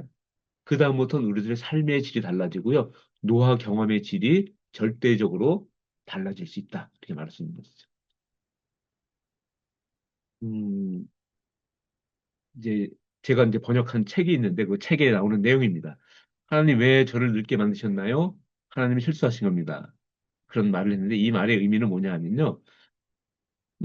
어떤 사람이 되게 독실한 신앙인이 있었습니다. 그래서 교회 봉사도 열심히 하시고 경호 생활도 열심히 하시는 그런 분이 한 분 계셨는데 이분이 한 가지 마음에 안 드는 게 하나 있었습니다. 하나님에 대해서. 하나님이 주신 게 다 감사하고 다 좋고 다 기쁘고 만족스러운데 유일하게 하나 마음에 안 드는 게 내가 늙어간다는 게 마음에 안 들어. 왜 하나님이 인간을 늙어가게 만드셨을까? 라고 하는 거죠. 만약에 하나님이 인간을 늙어가게 만드시지 않으셨다면 예를 들어서 늙어서도 몸이 튼튼해요. 늙지 않았어요. 나이 많이 들었어도. 그러면 얼마나 더 하나님의 일을 많이 하겠냐? 얼마나 더 열정적으로 열심히 하나님의 일을 많이 하겠냐? 그러면 하나님한테서 엄청난 유익인데 왜 하나님은 어리석으시게도 지혜롭지 못하시게도 인간을 늙어가게 만드셔서 늙어가면서 일을 하나님의 일을 점점 못하게 만드셨느냐? 난 이게 도저히 이해가 안 된다라고 생각을 했던 신앙인이 있었죠. 그래가지고 자기가 이제 만약에 이제 하나님을 죽어서 하나님을 만나면 하나님한테 이거를 따지고 싶었어요. 그 백분 토론이라도 하면서 끝까지 따지고 싶은 마음이 있었어요. 그래서 이제 자기가 내가 죽기만 해봐라. 하나님 앞에 가서 내가 하나님한테 이거 분명히 따져서 얘기하고 이거를 좀 바꿔달라고 요청할 거야라고 했죠. 그래서 이제 이 사람이 죽은 겁니다. 드디어 죽어서 네, 또 천국에 갔습니다. 천국에 가서 하나님하고 대면해서 지금 하는 얘기입니다. 하나님 왜 저를 늙게 만드셨나요? 하나님은 실수하신 겁니다. 만일 저에게 25살의 몸을 그대로 유지해 주셨더라면 제가 하나님의 일을 더 많이 했을 겁니다. 그런데 이게 뭡니까? 그렇게 얘기한 거죠. 그러니까 하나님이 그렇게 말씀하셨다는 겁니다. 나는 너에게 노화라는 선물을 주었다. 만일 너에게 노화라는 선물을 주지 않았더라면 너는 너 자신이 그저 몸에 불과하다고 믿었을 것이다. 너 자신이 진정으로 누구인지를 알게 하려고 너를 늙게 만들었다. 그렇게 말씀하셨다는 거죠. 이것이 뭐 성경에 나오는 이야기는 아닙니다. 그런데요, 우리가 하나님의 어떤 인간 노화 계획을 가늠해 볼 수 있는 좋은 말이 아닌가 그런 생각을 해봅니다. 말하자면요, 내가 몸의 매력에 빠져서 살아갑니다. 제가 아까 인생 전반부 말씀드리지 않았습니까? 우리 외모, 내 가진 능력, 재능, 나의 매력, 그런 거에 빠져서 그게 바로 나라고 느끼면서 그거에 이끌려서 막 살아갑니다. 근데 죽을 때까지 그렇게 이끌려서 살아갑니다. 내 몸에 이끌려서 살아가는 거죠. 내 몸의 매력에 빠져서. 그러면 내가 영적인 존재라는 걸 새까맣게 잃어버리고 죽게 된다는 겁니다. 나는요, 몸을 입고 있지만 기본적으로 영적인 존재거든요. 하나님이 나를 보내셨고, 난 또 하나님 품에 안길 사람이고, 하나님이 나한테 사명을 주셔서 그 사명을 감당하는 존재인 거죠. 근데 본질적으로 나는 영적인 존재인 거죠. 그게 바로 우리 인간의 본성이고, 신앙인의 본성이거든요. 그런데 만약에 죽기 직전까지 늙어가지 않고 쌩쌩한 몸을 가지고 있다라고 한다면 이 몸의 매력에 빠지고 몸에 온통 내 시선이 뺏기면서 내가 영적인 존재라는 사실, 나의 영적 정체성을 망각하게 된다라고 하는 거죠. 바로 그런 일이 생기지 않도록 우리를 서서히 늙게 가게 하시면서 내가 누군지를 깨달아가게 하신다라고 합니다. 그런 목적을 가지고 우리 인간을 늙게 만드셨다. 그렇게 했다는 얘기죠. 그래서 나이 들음을 통해서 자신의 진정한 정체성이 아닌 몸에 매몰되거나 거기에 집착되지 않도록 하기 위해서 우리를 늙어가게 만드신 것이고요. 나이 들음을 통해서 서서히 내가 누구인지 온전히 알아갈 수 있도록 또 나이 들음을 통해서 서서히 영적으로 성장해 갈 수 있도록 그리고 매일매일의 몸의 변화를 통해서 몸으로 체감하면서 배우고 깨달을 수 있도록 하기 위해서 우리 몸에 노화를 주셨다라고 하는 거죠. 또 하나 이야기가 있습니다. 내 안의 보물찾기라고 하는 이야기인데요. 이거는 어, 우리 이제 저희 영성교연학 프로그램에 이 프로그램을 만드신 분이 이제 하신 얘기인데요. 어떤 귀한 보물이 하나 있습니다. 여러분 한번 상상을 해보세요. 변하지 않는 귀한 보물. 뭐 골드바를 한번 떠올려 보셔도 되겠고요. 뭔가 귀하지 않는 그 변하지 않는 귀한 보물이 있습니다. 그런데 이 보물은 예쁜 포장지에 쌓여 있습니다. 이 포장지가 얼마나 아름다운지요. 눈부실 정도입니다. 그래서 겉으로 드러나는 이 아름다운 포장지가 있고 그 포장지가 자기 매력을 막 발산하는 거죠. 그래서 자신의 그 아름다움을 마음껏 뽐냅니다. 우리가 가끔 어떤 백화점 가서 이제 물건 사려다가 이제 포장지에 반해서 막 사게 되는 경우도 있지 않습니까? 포장지가 너무 예뻐서 그 정도로 어떤 눈부시게 아름다운 포장지였다고 한번 생각해 보는 거죠. 근데 세월이 흐르면서 뜨거운 햇볕을 받고 비바람 맞고 된소리와 눈보라를 맞고 그러면서 포장지가 점점 색이 바래집니다. 그리고 여기저기 해지고 찢어지고 막 구멍이 납니다. 그러면요 이제 포장지는 볼품 없어지고 그냥 추한 모습을 드러낼 뿐인 거죠. 아 되게 추하다라고 보이는 거죠. 아름답게 보이지 않는 거죠. 이게 이제 이 이야기의 끝입니다. 이게 좀 허무한 이야기로 끝나는 것 같지만 우리가 한번 이걸 생각해 보는 거죠. 우리 자신을요 멋진 포장지에 쌓인 보물로 한번 상상해 보자라고 하는 거죠. 그래서 우리가 젊을 때는요, 눈에 잘 띄는 멋진 포장지에 우리들의 이목, 관심이 집중됩니다. 그리고 이 멋진 포장지는 바로 내가 누군지를 제대로 보여주는 거죠. 제가 아까 말씀드린 것처럼 우리 인생 전반부에, 오전 인생에 바로 그런 거죠. 이 포장지가 바로 나라고 생각해요. 포장지가 뭘까요? 나의 외모나 지식이나 능력, 나의 인기, 나의 매력, 나의 기억, 나의 연봉, 막 그런 게 겉에 보이는 포장지겠죠. 그 포장지가 곧 나요. 연봉이 높으면 자존감이 높아져요. 내 외모가 출중하면 자존감이 높아지고, 내 인기가 많으면 자존감이 높아지고 막 그래요. 그게 바로 나라고 느끼기 때문에요. 그래서 젊을 때는 그렇게 살아갑니다. 그런데요, 이게 영원한가요? 중년이 지나면서 서서히 나의 재력도 약해질 수 있고요. 또 뭐랄까요? 나의 외모도 점점 매력이 없어질 고 건강도 안 좋아질 수 있고요. 기억력도 안 좋아질 수 있고요. 인기도 없어지고요. 점점 내가 젊었을 때 나를 지탱해 주던 것을 하나하나 잃어버리는 거죠. 다시 말하면요. 포장지가 망가지는 겁니다. 젊을 때는 포장지가 너무너무 화려하게 멋있었는데 그 매력에 빠져 살았는데 이제는 하나둘 망가지고 찢어지고 구멍 나고 해지고 빛 바래고 막 그래요. 그러면요. 우리는 우리 자신을 되게 좀 이제 측은하게 생각하는 거죠. 세월이 흐르면서 우리 몸이 점점 약해지고 아프게 됩니다. 마치 포장지가 망가지는 것 같은 거죠. 내 몸이 점점 쇠약해져. 아, 난 이렇게 몸이 망가지고 포장지가 찢어지고 해지고 구멍나고 그러는 것처럼 나라고 하는 인간도 이제 점점 육체적으로 약해지고 정신적으로 약해지면서 서서히 죽어가는구나 하니까 너무너무 우울해요. 그리고 그 모습이 너무 추해 보여요. 그래서 서서히 하나둘 잃어가면서 상실감과 슬픔을 느끼고요. 다가올 죽음에 대한 두려움과 우울함 속에서 살기 쉬운 거죠. 그게 바로 우리 인생이라고 하는 거죠. 다 망가져가는 포장지 보면서 아, 나 옛날에 화려했었는데 이렇게 내가 죽는구나. 이렇게 하나둘 잃어버리고 하나둘 망가지면서 내 죽어가는구나. 라고 절망적으로 인생을 바라보기 쉽다라고 하는 인생 후반부. 그런데 반전이 있습니다. 우리 신앙인들은 그렇지 않습니다. 우리 신앙인들은요, 젊은 시절에 관심 가지고 집중했던 것들이 점점 볼품 없어집니다.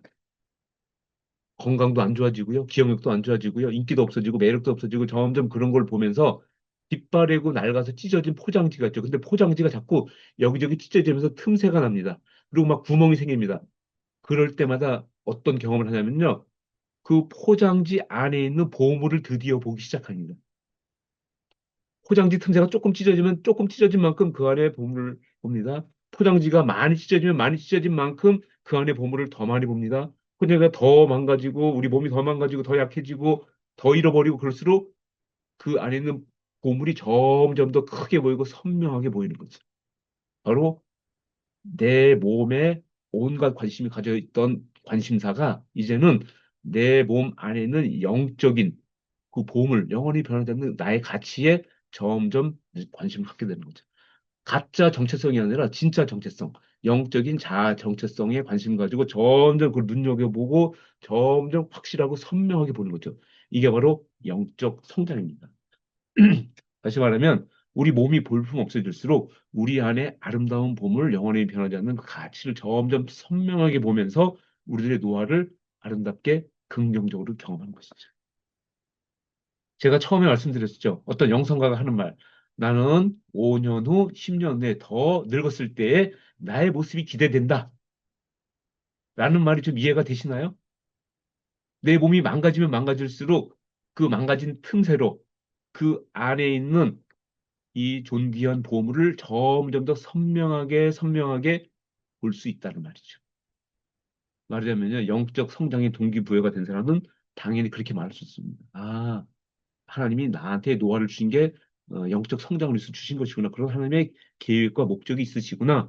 그 계획과 목적을 아는 사람은요, 내 몸이 망가지고 그래서 포장재가 자꾸 찢어지고 구멍이 나는 모습 보면서 추하다, 망했다.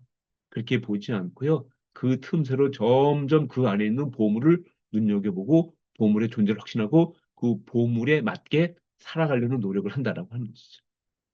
이게 바로 신앙인하고 비신앙인의 결정적인 차이라고 얘기할 수 있겠습니다. 하나님 형상으로 지어진 나는 본래 이 세상의 백성이기에 앞서서 하늘나라 백성인 거죠. 그리고 진짜 나를 받아들이는 일은 뭐냐면 나이를 잊는 일입니다.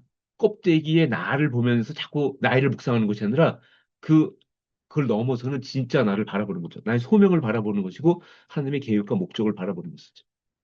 그래서 영원히 변화하지 않는 가치, 하나님 형상을 지닌 나, 하늘나라에 속한 나, 하나님과의 특별한 관계성, 하나님이 주신 근본적인 소명을 간직한 나를 점점 선명하게 보고 깨닫고 그 깨닫는 것에 맞춰서 내 삶이 소명을 감당하는 삶이 된다라고 하는 거죠. 이것이 바로 노화가 우리한테 주는 유익입니다. 만약에 우리한테 노화가 없다면요, 이런 영적 성장의 기회를 가질 수가 없습니다.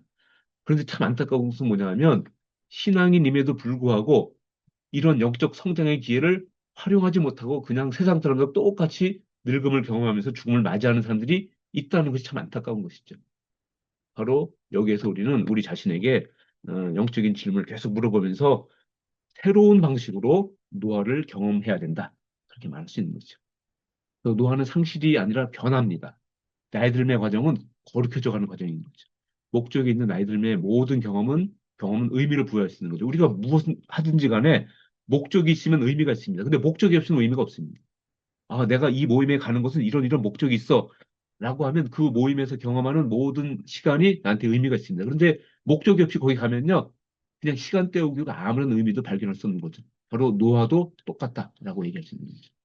어떤 노화 현상, 우리가 경험하는 다양한 노화 현상이 있습니다. 근데 그 노화 현상은 상실입니다, 상실.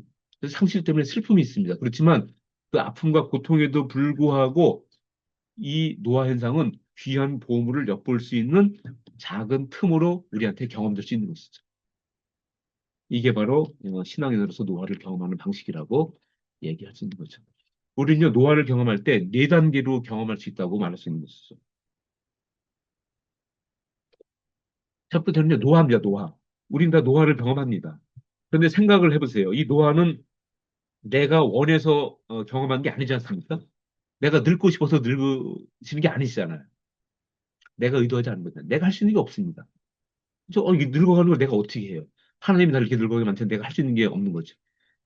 그런데 이제 하나님의 인간 노화 의도, 목적을 모른 채 그냥 사람들이 이렇게 말하는 거죠. 뭐 나이 들면 다 그래. 나이 들면 그런 거야. 원래 우리 인생이 그런 거야. 뭐다 그런 거죠. 음, 그리고 이제 세상의 목적과 가치를 추구하면서 살아온 그런 사람들은 이 노화를 경험하면서 되게 절망 경험합니다. 되게 불안정하고 우울한 시기로 노화를 경험하는 거죠. 그런데요, 노화를 우리가 이제 변화를 경험할 수 있습니다. 노화는 일단 우리가 볼 때 부정적인 겁니다. 노화. 우리 노화 그러면은 노화, 노인, 뭐 그러면 다 부정적인 이미지나 부정적인 생각을 먼저 떠올립니다. 아, 노화 싫어. 나 늙기 싫어. 뭐 그렇게 얘기하는 거죠. 거기는 부정적인 의미가 담겨 있는데 변화로 노화를 표현한다. 그러면 이거는 중립적인 겁니다. 노화는 부정적인 것이에요. 예를 들면 노화 이거는 말하자면 뒤로 후진기어죠. 후진기어 뒤로 가는 겁니다. 그런데 변화 이건 전진기어, 중립기어죠. 중립기어. 후진기어예요. 노화가 처음에는. 그런데 그 단계에 머물러서 노화를 인식하는 것이 아니라 두 번째 단계로는 노화를 변화로 인식하는 거죠. 이거는 뭐냐면 중립입니다. 변화는 좋은 것도 아니고 나쁜 것도 아니잖아요. 나 이런 변화가 있어. 그러면 그게 좋은 걸 수도 있고 나쁜 걸 수도 있기 때문에 그 말 자체가 나쁜 의미를 이렇게 대변하는 건 아니죠. 그래서 노화는 좀 자유롭죠. 변화로 얘기하면 좀 자유롭죠. 평가에서 자유로운 거죠. 나쁘다 좋다 평가받지 않는 거죠. 근데 2단계는 그렇게 돕니다. 근데 3단계에서는 노화를 변화로 보는 것에서 이제 보화로 보는 거예요. 보화. 노화는 보화야. 왜냐하면 노화 속에 보화가 있기 때문에. 이거는 1단 기여를 돕니다. 1단 기여. 그 다음에는요. 그러면 앞으로 가는 거죠. 다시 말하면 노화를 긍정적으로 이해하기 시작하는 것이죠. 하나님의 노화 의도를 분명히 깨닫는 것이죠. 노화 목적을 내가 깨닫는 것이죠. 그리고 노화 속에서 내가 보화를 찾는 것이 영적 보화를 찾으면서 자꾸 내가 영적으로 성장하는 거죠. 그래서 노화 속에서 보화를 발견하면서 노화를 보화로 경험하는 게 3단계죠. 이건 전진기어입니다. 그렇죠? 그러면은 이제 처음에는 후진기어에서 중립기어로 하고 이제 전진기어로 하고 이제 마지막 네 번째는 성화입니다. 이거는 고속주행입니다. 고속주행. 말하자면요, 내가 이 보화를 찾았어요. 그리고 어떤 일이냐? 나한테 영적 성장이 이루어지는 거죠. 세이징이 이루어지는 거죠. 내가 누군지에 맞게 하나님의 부르심에 합당하게 사는 적극적인 노력을 하는 거예요. 왜냐하면 내가 누군지 분명히 보는 거죠. 말하자면 찢어진 포장지 틈새로 그 안에 있는 보물을 보면서 망가진 나의 육체 넘어서는 그 안에 있는 영적 소명을 보고 영적 자아 정체성을 보는 거죠. 그리고 그거를 추구하면서 살아가는 겁니다. 그래서 내가 누군지에 맞게 보물이라고 하는 나의 그런 존재에 맞게 그런 역할을 감당하는 것이고 소명을 감당하는 것. 하나님이 나를 부르심에 부르셨는데 그 부르심이 합당한 삶을 적극적으로 살아가면서 영적으로 성장하고 거룩해져 가는 것이 성화죠. 그래서 노화를 우리는 변화, 고화, 성화로 경험하면서 말하자면 앞으로 나아갈 수 있다라고 하는 거죠. 이것이 바로 우리들의 노화 경험이라고 얘기할 수 있겠습니다. 음, 나는 상실과 성징에 대해서 성장에 대해서 좀 얘기하려고 그러는데요. 우리 인간은요, 상실을 얘기할 때 되게 부정적으로 얘기합니다. 그리고 이제 요 상실에 대해서 되게 이제 부정적으로 생각하는데, 특별히 우리가 상실을 많이 경험하는 시기는 이제, 늙어감의 과정이죠. 노화 과정 속에서요. 그런데 우리들의 생각을 좀 바꿀 필요가 있습니다. 음, 어떤 거냐면요. 우리는 인생을 생각할 때 네 단계로 생각합니다. 네 단계가 뭐냐면요. 태어남, 자라남, 늙어감, 죽음. 보통 그렇게 생각합니다. 내가 태어났어요. 한참 막 성장하고 자라요. 그다음에 이제 인생 후반면 늙어갑니다. 중년기에 늙어가죠. 그다음에 죽어요. 이거는 우리 신앙인들이 바라봐야 될 그런 관점이 아닌 거죠. 우리 신앙인들은요. 3단계로 봐야 됩니다. 태어남, 자라남, 죽음. 3단계입니다. 늙어가면요. 자꾸 마이너스로 생각해. 하강곡선 그리는 것이고, 우리 인생에서 뭔가를 잃어버리는 그런 시기로 보는데, 사실은요, 아까도 말씀드린 것처럼, 잃어버리는 것처럼 보이지만, 실제로는 엄청난 상승이 있는 시기거든요. 우리 신앙이 없는 사람들은요, 우리 인생을 생각할 때, 자꾸 하강곡선을 그린다고 생각합니다. 중년기 후 하강곡선을 점점 밑으로 내려가고 내려가서 죽음이라고 하는 바닥에 이른다라고 생각해요. 근데 우리 신앙인들은요, 그게 아니라 중년기 이후에도 가파르게 계속 상승, 상승, 계속 상승합니다. 죽기 직전에 최고 정점을 찍고 죽습니다. 다시 말하면요, 내가 누구인지 아니면 온전하게 깨닫는 시기가 바로 죽기 직전인 거죠. 왜냐하면 그때 나의 정체성을 온전하게 보게 되는 거죠. 그래서 영적으로 꾸준하게 성장을 하거든요. 다시 말하면요, 우리 신앙인들은요, 태어난 다음에 자라남만 있습니다. 성장만 있습니다. 언제까지요? 죽을 때까지. 근데 늙어가면 자라남이 아니라고 딱 구분해서 이해하는 거. 이거는 세속적인 이해 방식이라고. 쇠퇴가 아닙니다. 성장입니다. 자라남, 그래서 태어남, 자라남, 더 자라남. 그다음에 진정으로 자라남, 죽음 그거죠. 그래서 우리는 태어남, 자라남, 죽음 3단계로 우리 인생을 이해해야 된다라고 하는 거죠. 그렇게 볼 때 늙어가면 늙어감이 아니라 자라나는 과정입니다. 성장의 과정인 거죠. 근데 많은 사람들은요, 아, 늙으면 이것도 잃어버리고 저것도 다 잃어버리는 것만 있어. 라고 하는데 사실은 그 잃어버림 뒤에 엄청난 어둠이 있다라고 하죠. 그게 바로 영적 성장인 것이죠. 이렇게 노인이 되면 이렇게 된다라고 하는 거죠. 실제로 성장하는 거죠.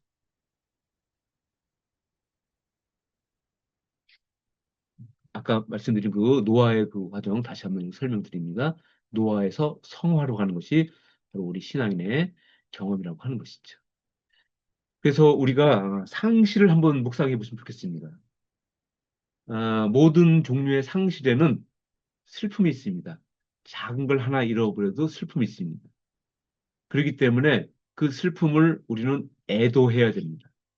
그게 바로 이제 우리 애도 상담에서 다 얘기하는 것이죠. 그래서 말하자면 애도라고 하는 것은 슬픔을 밖으로 드러내는 게 애도거든요. 슬픔은 슬픔을 우리 안에 간직하는 게 슬픔이고요.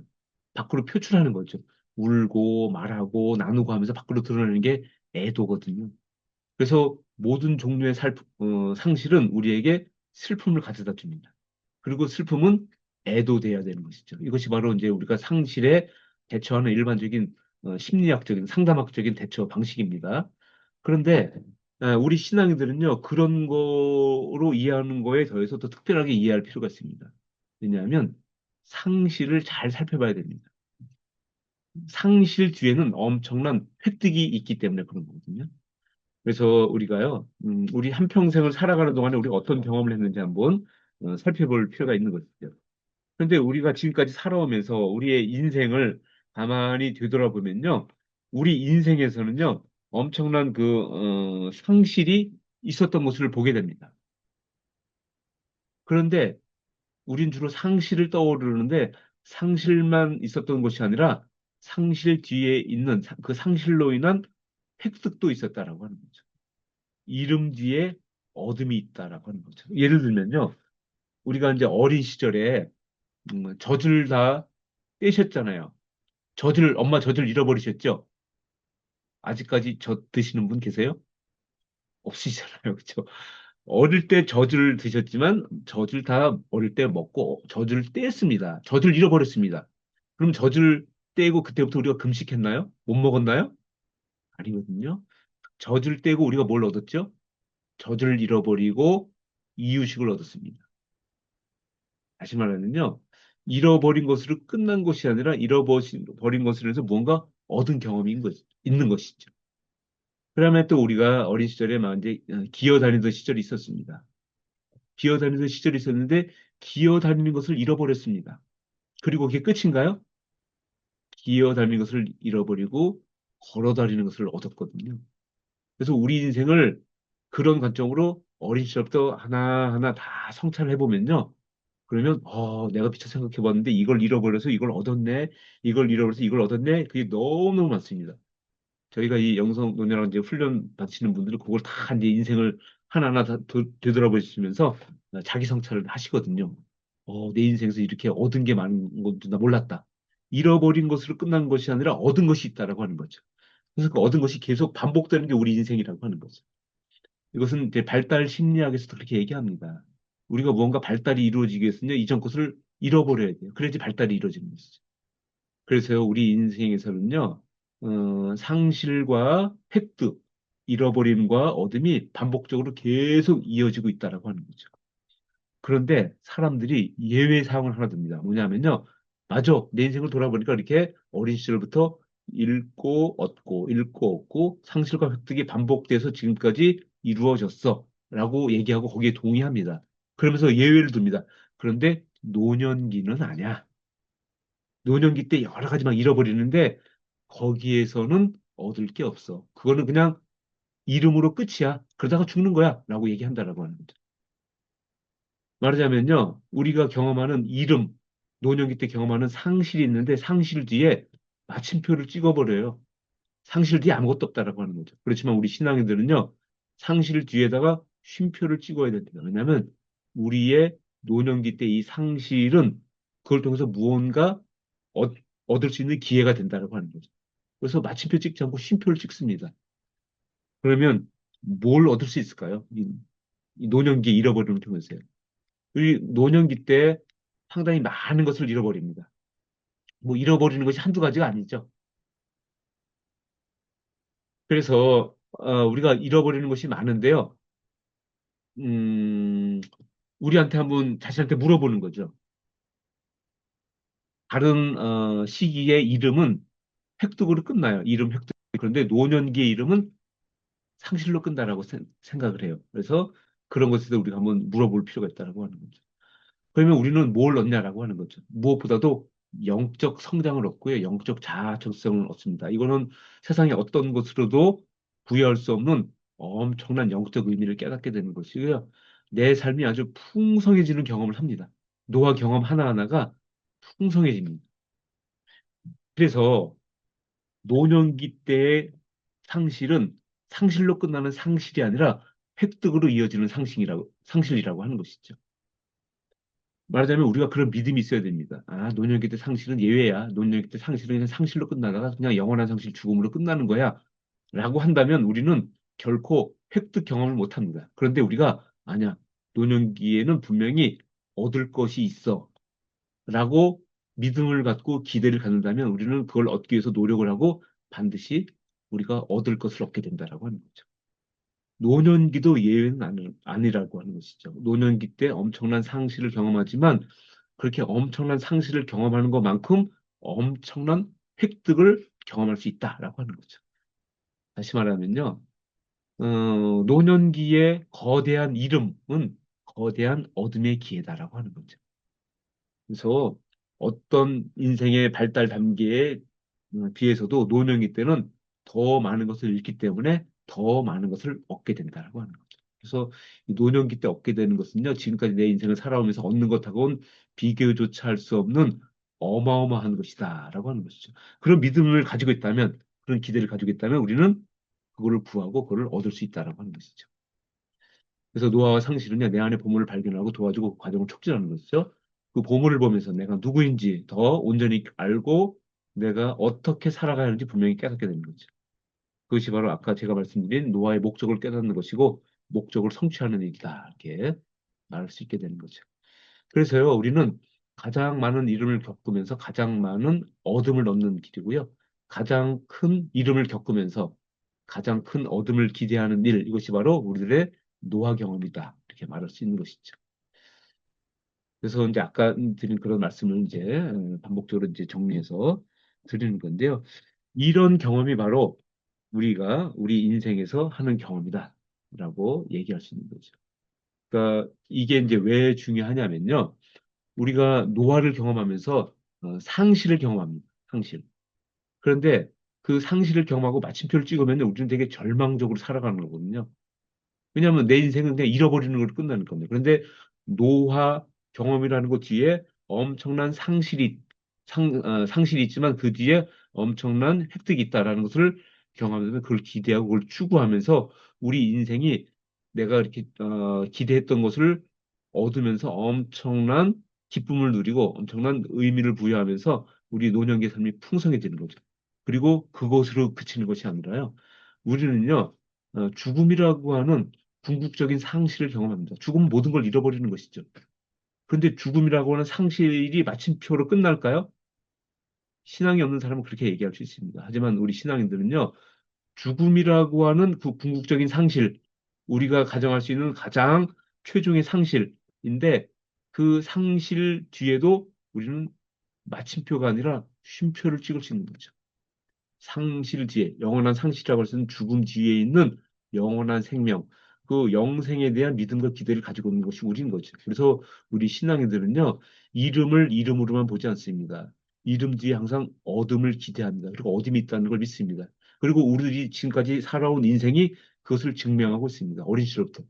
그런데도 우리가 이것을 깨닫지 못한다고 한다면 우리가 얼마나 어리석고 무능하냐라고 얘기하는 거죠. 하나님이 우리 인간이 깨달을 수 있도록 이렇게 우리 인생을 그렇게 만들어 주신 거라고 하는 거죠. 이름 뒤엔 어둠이 있어. 이름 뒤엔 어둠이 있어. 그걸 우리 평생에 걸쳐서 깨달았는데도 여전히 노화를 경험하면서 이름 뒤에 아무것도 없다라고 느낀다든지 아니면 우리들의 죽음이라고 하는 상실 뒤에 아무것도 없다라고 느낀다면 하나님이 얼마나 좀 안타깝게 생각하실까라고 하는 거죠. 그래서 그런 걸 깨달을 수 있는 조건을 우리한테 분명히 주셨습니다. 그래서 우리는 노화라고 하는 상실 뒤에 엄청난 성장이 있다는 것, 죽음이라고 하는 상실 뒤에 하나님이 예비하신 엄청난 영생이라고 하는 하나님의 특별한 어떤 우리에게 주는 선물이 있다는 것, 그런 기대를 다 이어서 할 수 있다라고 하는 거죠. 그것이 바로 우리 신앙인들이 노화를 경험하는 방식이다라고 있겠습니다. 네, 이제 우리 교재에 그런 내용들을 이제 쭉 제가 설명을 드렸습니다. 그래서 그러한 어떤 기본적인 이해를 가지고 있다면 그러면 우리가 우리 자신에 대해서 어, 새롭게 바라볼 수 있게 되는 거죠. 우리들의 노화 현상이 예전에 보던 방식하고는 다른 방식으로 보이는 것이고 신앙이 없는 사람이 생각하는 방식하고는 다른 방식으로 우리들의 노화를 생각하게 된다고 알 수 있겠죠. 그래서 우리 교재를 한번 보시면요. 우리 교재에 이제 질문이 있습니다. 그래서 우리 교재에 그 페이지 수가 이게 7쪽인가요? 7쪽에 그룹 토의 질문이 있습니다. 그룹 토의 질문을 이제 한번 보시면요. 어떤 질문인지 한번 보시면요. 나는 내 나이가 마음에 드는가? 이런 질문을 우리가 한번 해볼 수 있고, 이거는 이제 우리 소 그룹으로 모여서 이야기할 때 나눌 수 있는 중요한 주제죠. 그리고 우리가 점점 나이 들어가면서 깨닫게 된 나이 들면 어떤 긍정적인 측면을 한번 엿볼 수 있다라고 하는 거죠. 이 모든 거 뭐냐면 자꾸 우리가 세속적으로 나이를 부정적으로만 보지 말고 긍정적으로 보는 눈을 보고 긍정적으로 보는 연습을 우리 교회 공동체 안에서 하자라고 하는 취지인 거죠. 그리고 우리가 노화 현상을 긍정적으로 바라보지 못하는 이유가 뭘까? 그런 것도 물어보면서 묵상할 필요가 있고요. 그다음에 4번 질문 보면 나의 나이를 잊고 사는 삶에 방해가 되는 요인들은 무엇인가? 그 방해 요인을 한번 탐색해 보고요. 그다음에 5번 나는 나이 들어가면서 나됨을 점점 잃어가고 있는가? 아니면 나됨을 점점 선명하게 깨닫고 있는가? 그런 것에 대한 질문도 우리 자신한테 해보고 서로 나누면서 토의할 수 있겠죠. 그리고 또 우리 음, 그런 부분에서 이제 이런 질문들이 우리한테 의미 있는 질문이 된다고 말할 수 있겠죠. 네, 오늘은 이제 주제하고 또 질문에 대해서 한번 살펴봤는데요. 이제 제가 할 수 있는 이제 강의는 이렇게 마치도록 하겠고요. 여러분들이 질의응답을 하시는 시간을 갖도록 하겠습니다. 예, 오늘의 주제에 대해서 여러분들이 궁금하신 거 아니면 여러분들의 코멘트나 아니면 여러분들이 생각하신 거 뭐 나눠보셔도 좋을 것 같습니다.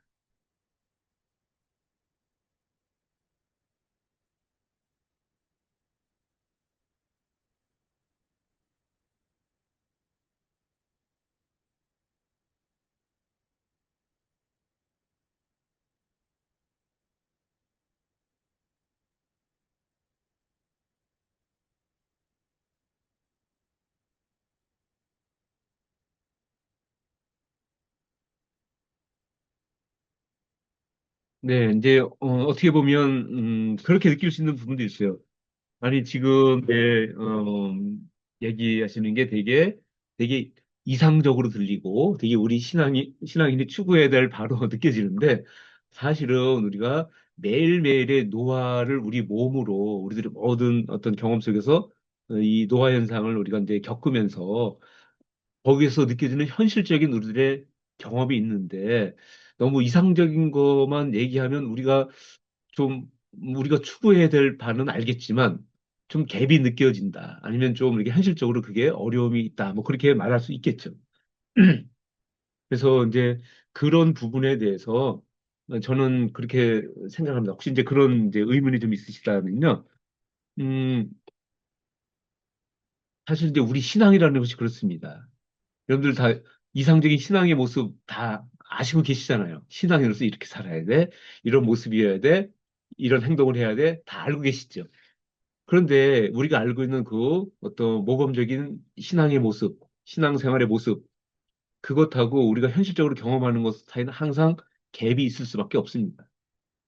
마찬가지입니다. 우리가 생각하는 신앙인의 이상적인 노화이의 태도, 노화를 대처하는 방식, 노화를 경험하는 태도, 노화를 통해서 추구하는 바, 그건 우리들의 신앙적인 우리가 따라가야 될 모델로 남아 있죠. 하지만 우리 현실은 그렇지 못하기 때문에 이건 연습이 필요합니다. 왜냐하면 우리가 그렇게 할 수 있도록 우리의 사회에서도 연습이 안 됐고요. 우리 교회에서도 연습이 안 됐습니다. 그래서 사실은요, 이것은 꾸준하게 연습하고 훈련받고 성찰하고 그러면서 조금 조금씩 변해가는 것이지 어느 순간에 갑자기 이런 모습으로 바뀔 수 있는 건 아니라고 하는 거죠. 그런 의미에서 우리들의 방향성이 이런 것이다라는 것을 이해하시는 것에 또 이제 의미를 두셔도 좋지 않을까 그런 생각을 해봅니다.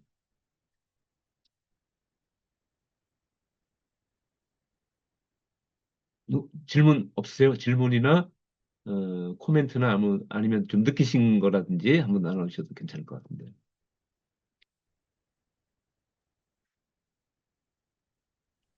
네, 예, 김혜정 전도사입니다. 예, 네. 교수님 강의를 듣고요. 아, 참, 이렇게 나이를 이렇게 먹어간다는 것, 우리가 이렇게 그런 거에 대해서 뭔가 이렇게, 어, 제가 딱 느끼는 것은 한 줄기의 빛이 보인다는 네, 그런 느낌을 받았습니다. 예, 그래서 참 이렇게 들으면서 오늘 강의를 정말 잘 숙지해서 이것을 정말 이렇게 제가 잘 소화해서 이렇게 시니어들을 섬긴다면 참 그분들에게 아, 정말 그, 그 노후의 그 삶을 정말 그 영적으로 어, 정말 힘 있는 영적으로 영적인 그 삶을 살아가는데 많은 도움을 드릴 수 있겠다라는 생각이 듭니다. 감사합니다. 네, 네. 좋은 코멘트 해주셔서 감사합니다. 어, 이제 저는 한편으로 그런 생각을 해봐요. 이 노화라는 거를 왜 나쁘게 보고 추하게 볼까 하는 그런 거예요. 이건 결코 추한 게 아닌데요. 오히려 아름다운 건데. 그렇다고 노화는 아름답고 젊으면 추하다 그런 말이 아니고 하나님이 우리에게 노화를 주셨거든요. 하나님이 때를 따라 우리를 아름답게 하시다고 전도서 말씀도 나오잖아요. 때를 따라. 우리의 모든 인생의 모든 때가 다 아름다운 거거든요. 근데 왜 유독 노화는 아름답지 않다라고 보는 거죠. 이제 그런 거에 대한 질문을 해볼 수 있는 거죠. 예를 들면 하나님이 우리 인간을 만드시고 내가 인간을 만들긴 했어. 내가 만들긴 했지만 아, 인간 그 늙어가는 모습 보니까 참 보기 흉하고 추하다. 그러실까요, 하나님이요? 절대 그러시지 않는다라고 하는 거죠. 하나님이 하나님의 창조를 스스로 이렇게 디스하실까요? 그러지 않는다는 거죠. 하나님이 야 이렇게 늙어가는 모습 보니까 참 멋지게 늙어간다. 내 보람이 느껴진다. 내가 기대한 바로 잘 늙어가네. 아름답다. 아름답게 늙어가네라고 보실 텐데 왜 그렇게 하나님의 눈으로 우리를 보지 못하느냐라고 하는 거죠. 하나님의 눈을 빌어서 우리 노화를 본다면 너무너무 우리 노화가 아름답고 멋진 건데 왜 그러냐라고 하는 거죠. 이건 세속적인 거거든요. 불신앙적인 거거든요. 저는 그런 생각을 해봅니다. 온 세상이 다 이 집단적인 그 인지 왜곡에 빠져 있다는 생각을 해봅니다. 노화를 나쁘게 보는 인지 왜곡이 절대 그렇지 않은데. 그래서 우리는요, 요 인지 왜곡을 바로 잡아야 됩니다. 하나님의 시각을 중심으로요, 잘못된 인지 왜곡 이걸 바꿔야 되고 잘못된 노화 문화를 바로 잡는 게 바로 우리 사명이라고 하는 거죠. 이건 결국 우리의 태도입니다. 그 나태주 시인의 어떤 그 꽃이라고 하는 시 있잖아요. 제목이 꽃인지 확실히 모르겠는데 거기서 보면 그런 게 있잖아요. 음, 뽑으려고 보니 모두 잡초였고 품으려고 보니 모두 꽃이었다. 그런 얘기 하잖아요. 만약 마당에 피어 있는 그 이제 풀도 있고 꽃이 있겠죠. 풀을 그걸 봤는데 그걸 다 뽑아 버려야 되겠다는 그런 마음을 먹고 보니까 다 잡풀로 보여요. 그런데 내가 저걸 다 품어야 되겠다 하는 마음으로 보니까 다 꽃으로 보이더라라고 하는 거죠. 우리 노화도 마찬가지입니다. 노화 나쁜 거야라고 작심하고 보면 다 나쁜 거로 보여요. 추하게 보여요. 그런데 저거 아름답다라고 하나님의 눈으로 보려고 하니까 하나하나가 아름답게 보일 수 있는 거거든요. 그래서 우리 교회에서는요, 속으로 어떤 모여서요, 노화 예찬을 해야 됩니다. 아, 집사님 흰머리가 너무 아름다우세요. 아, 권사님 주름이 예술이시네요. 그러면서요. 왜냐하면 자꾸 하나님의 눈으로 보는 걸 연습해야 되는 거예요. 그러지 않으면 우리는 세속적인 요 관점에 완전히 빠져버립니다. 우리도 왜곡돼 버려요. 아름다운 거거든요. 그래서 요 아름다움을 자꾸 묵상하고 아름다움을 서로 나누고 예찬하고 말하고 그러면요. 우리한테 이런 거룩한 습관이 생기거든요. 그러면 우리는 노화를 하나님의 눈으로 아름답게 볼 수 있는 거거든요. 긍정적으로 볼 수 있는 거거든요. 더더군다나 그거는 우리한테 엄청난 성장을 가져다 주는 그런 하나님이 주신 좋은 세팅이거든요. 그러니까 우리는 너무 감사함으로 노화를 바라보고 노화를 긍정적으로 아름답게 바라볼 수 있는 거죠. 이것이 바로 하나님이 우리한테 기대하시는 모습이 아닌가 싶은데 그것을 우리 신앙인들이 앞장서서 해야 된다. 그렇게 말할 수 있는 거죠. 또 다른 분 뭐 질문이나 코멘트 또 있으신가요? 노화에 대한 굉장히 좋은 관점을 주신 것 같아서 어, 되게 적용하고 또 우리 그 어르신들 만날 때 이런 메시지를 전하는데 되게 힘이 되겠다 그런 생각도 들면서 또 한편으로 이런 질문도 좀 하게 됩니다. 이 노화를 긍정적으로 본다는 게 부정적이라고 보는 그 시각이 외형적이거나 어떤 외적인 거에 집중이 되어 있지 않나 그런 생각이 들거든요. 그러니까 노화라는 것이 참 아름답고 존경스러운 건 그만큼 연세가 들수록 가지고 있는 경륜과 어떤 지식과 신앙에 어떤 음, 성숙한 그런 것은 사실 음, 존경받아 마땅하고 되게 그 흰머리가 아름답게 느껴지고 존경스럽게 보여지는 부분인데 그런 어떤 그러니까 노화에 대한 것은 이콜 사실은 약해짐이 아닐까 우리의 힘이 그러니까 앞에서 말씀하신 것처럼 갓난아이는 자기 스스로 할 수 없기 때문에 누군가의 돌봄을 계속 필요로 하잖아요. 결국은 인격이 성숙해서 자기 스스로 해야 하는 그때이지만 이제 노화 현상을 겪으면서 어르신들한테서 나타나는 굉장히 이기적이고 자기중심적이고 결국은 내가 못하는 걸 다른 누군가한테 전가하거나 막 부탁하려고 이런 모습들이 사실은 되게 마이너스적인 노화의 어떤 관점이 음, 아닐까 그런 생각을 갖게 하는 이유가 아닌가 생각이 좀 들거든요.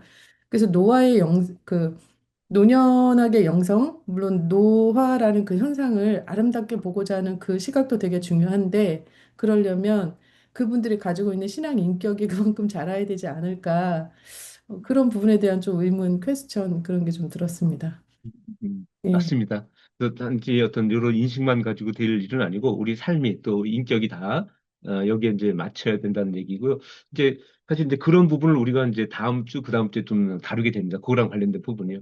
그래서 이제 오늘은 노화에 대해서 기본적으로 신앙이 가져야 될 태도나 어떤 인식의 자세가 뭐냐 하는 그런 이제 걸 얘기하고 근데 이것을 실제적으로 우리 삶에 반영하고 또 이것이 우리 삶에 영향을 주는 그 과정 속에는 또 여러 가지가 우리가 논의해야 될 부분들이 있고 또 신경 써야 될 부분들이 있는 거거든요.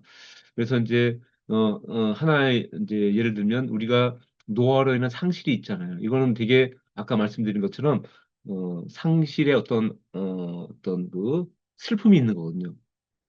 그러니까 상실로 인한 슬픔이 우리한테 되게 힘들어요. 그런데 되게 이상적인 얘기만 한다고 그게 귀에 안 들어올 수도 있거든요. 내 당장 몸이 아프고 다 기억이 안 나고 그다음에 내 여러 가지 잃어버린 게 많은데요.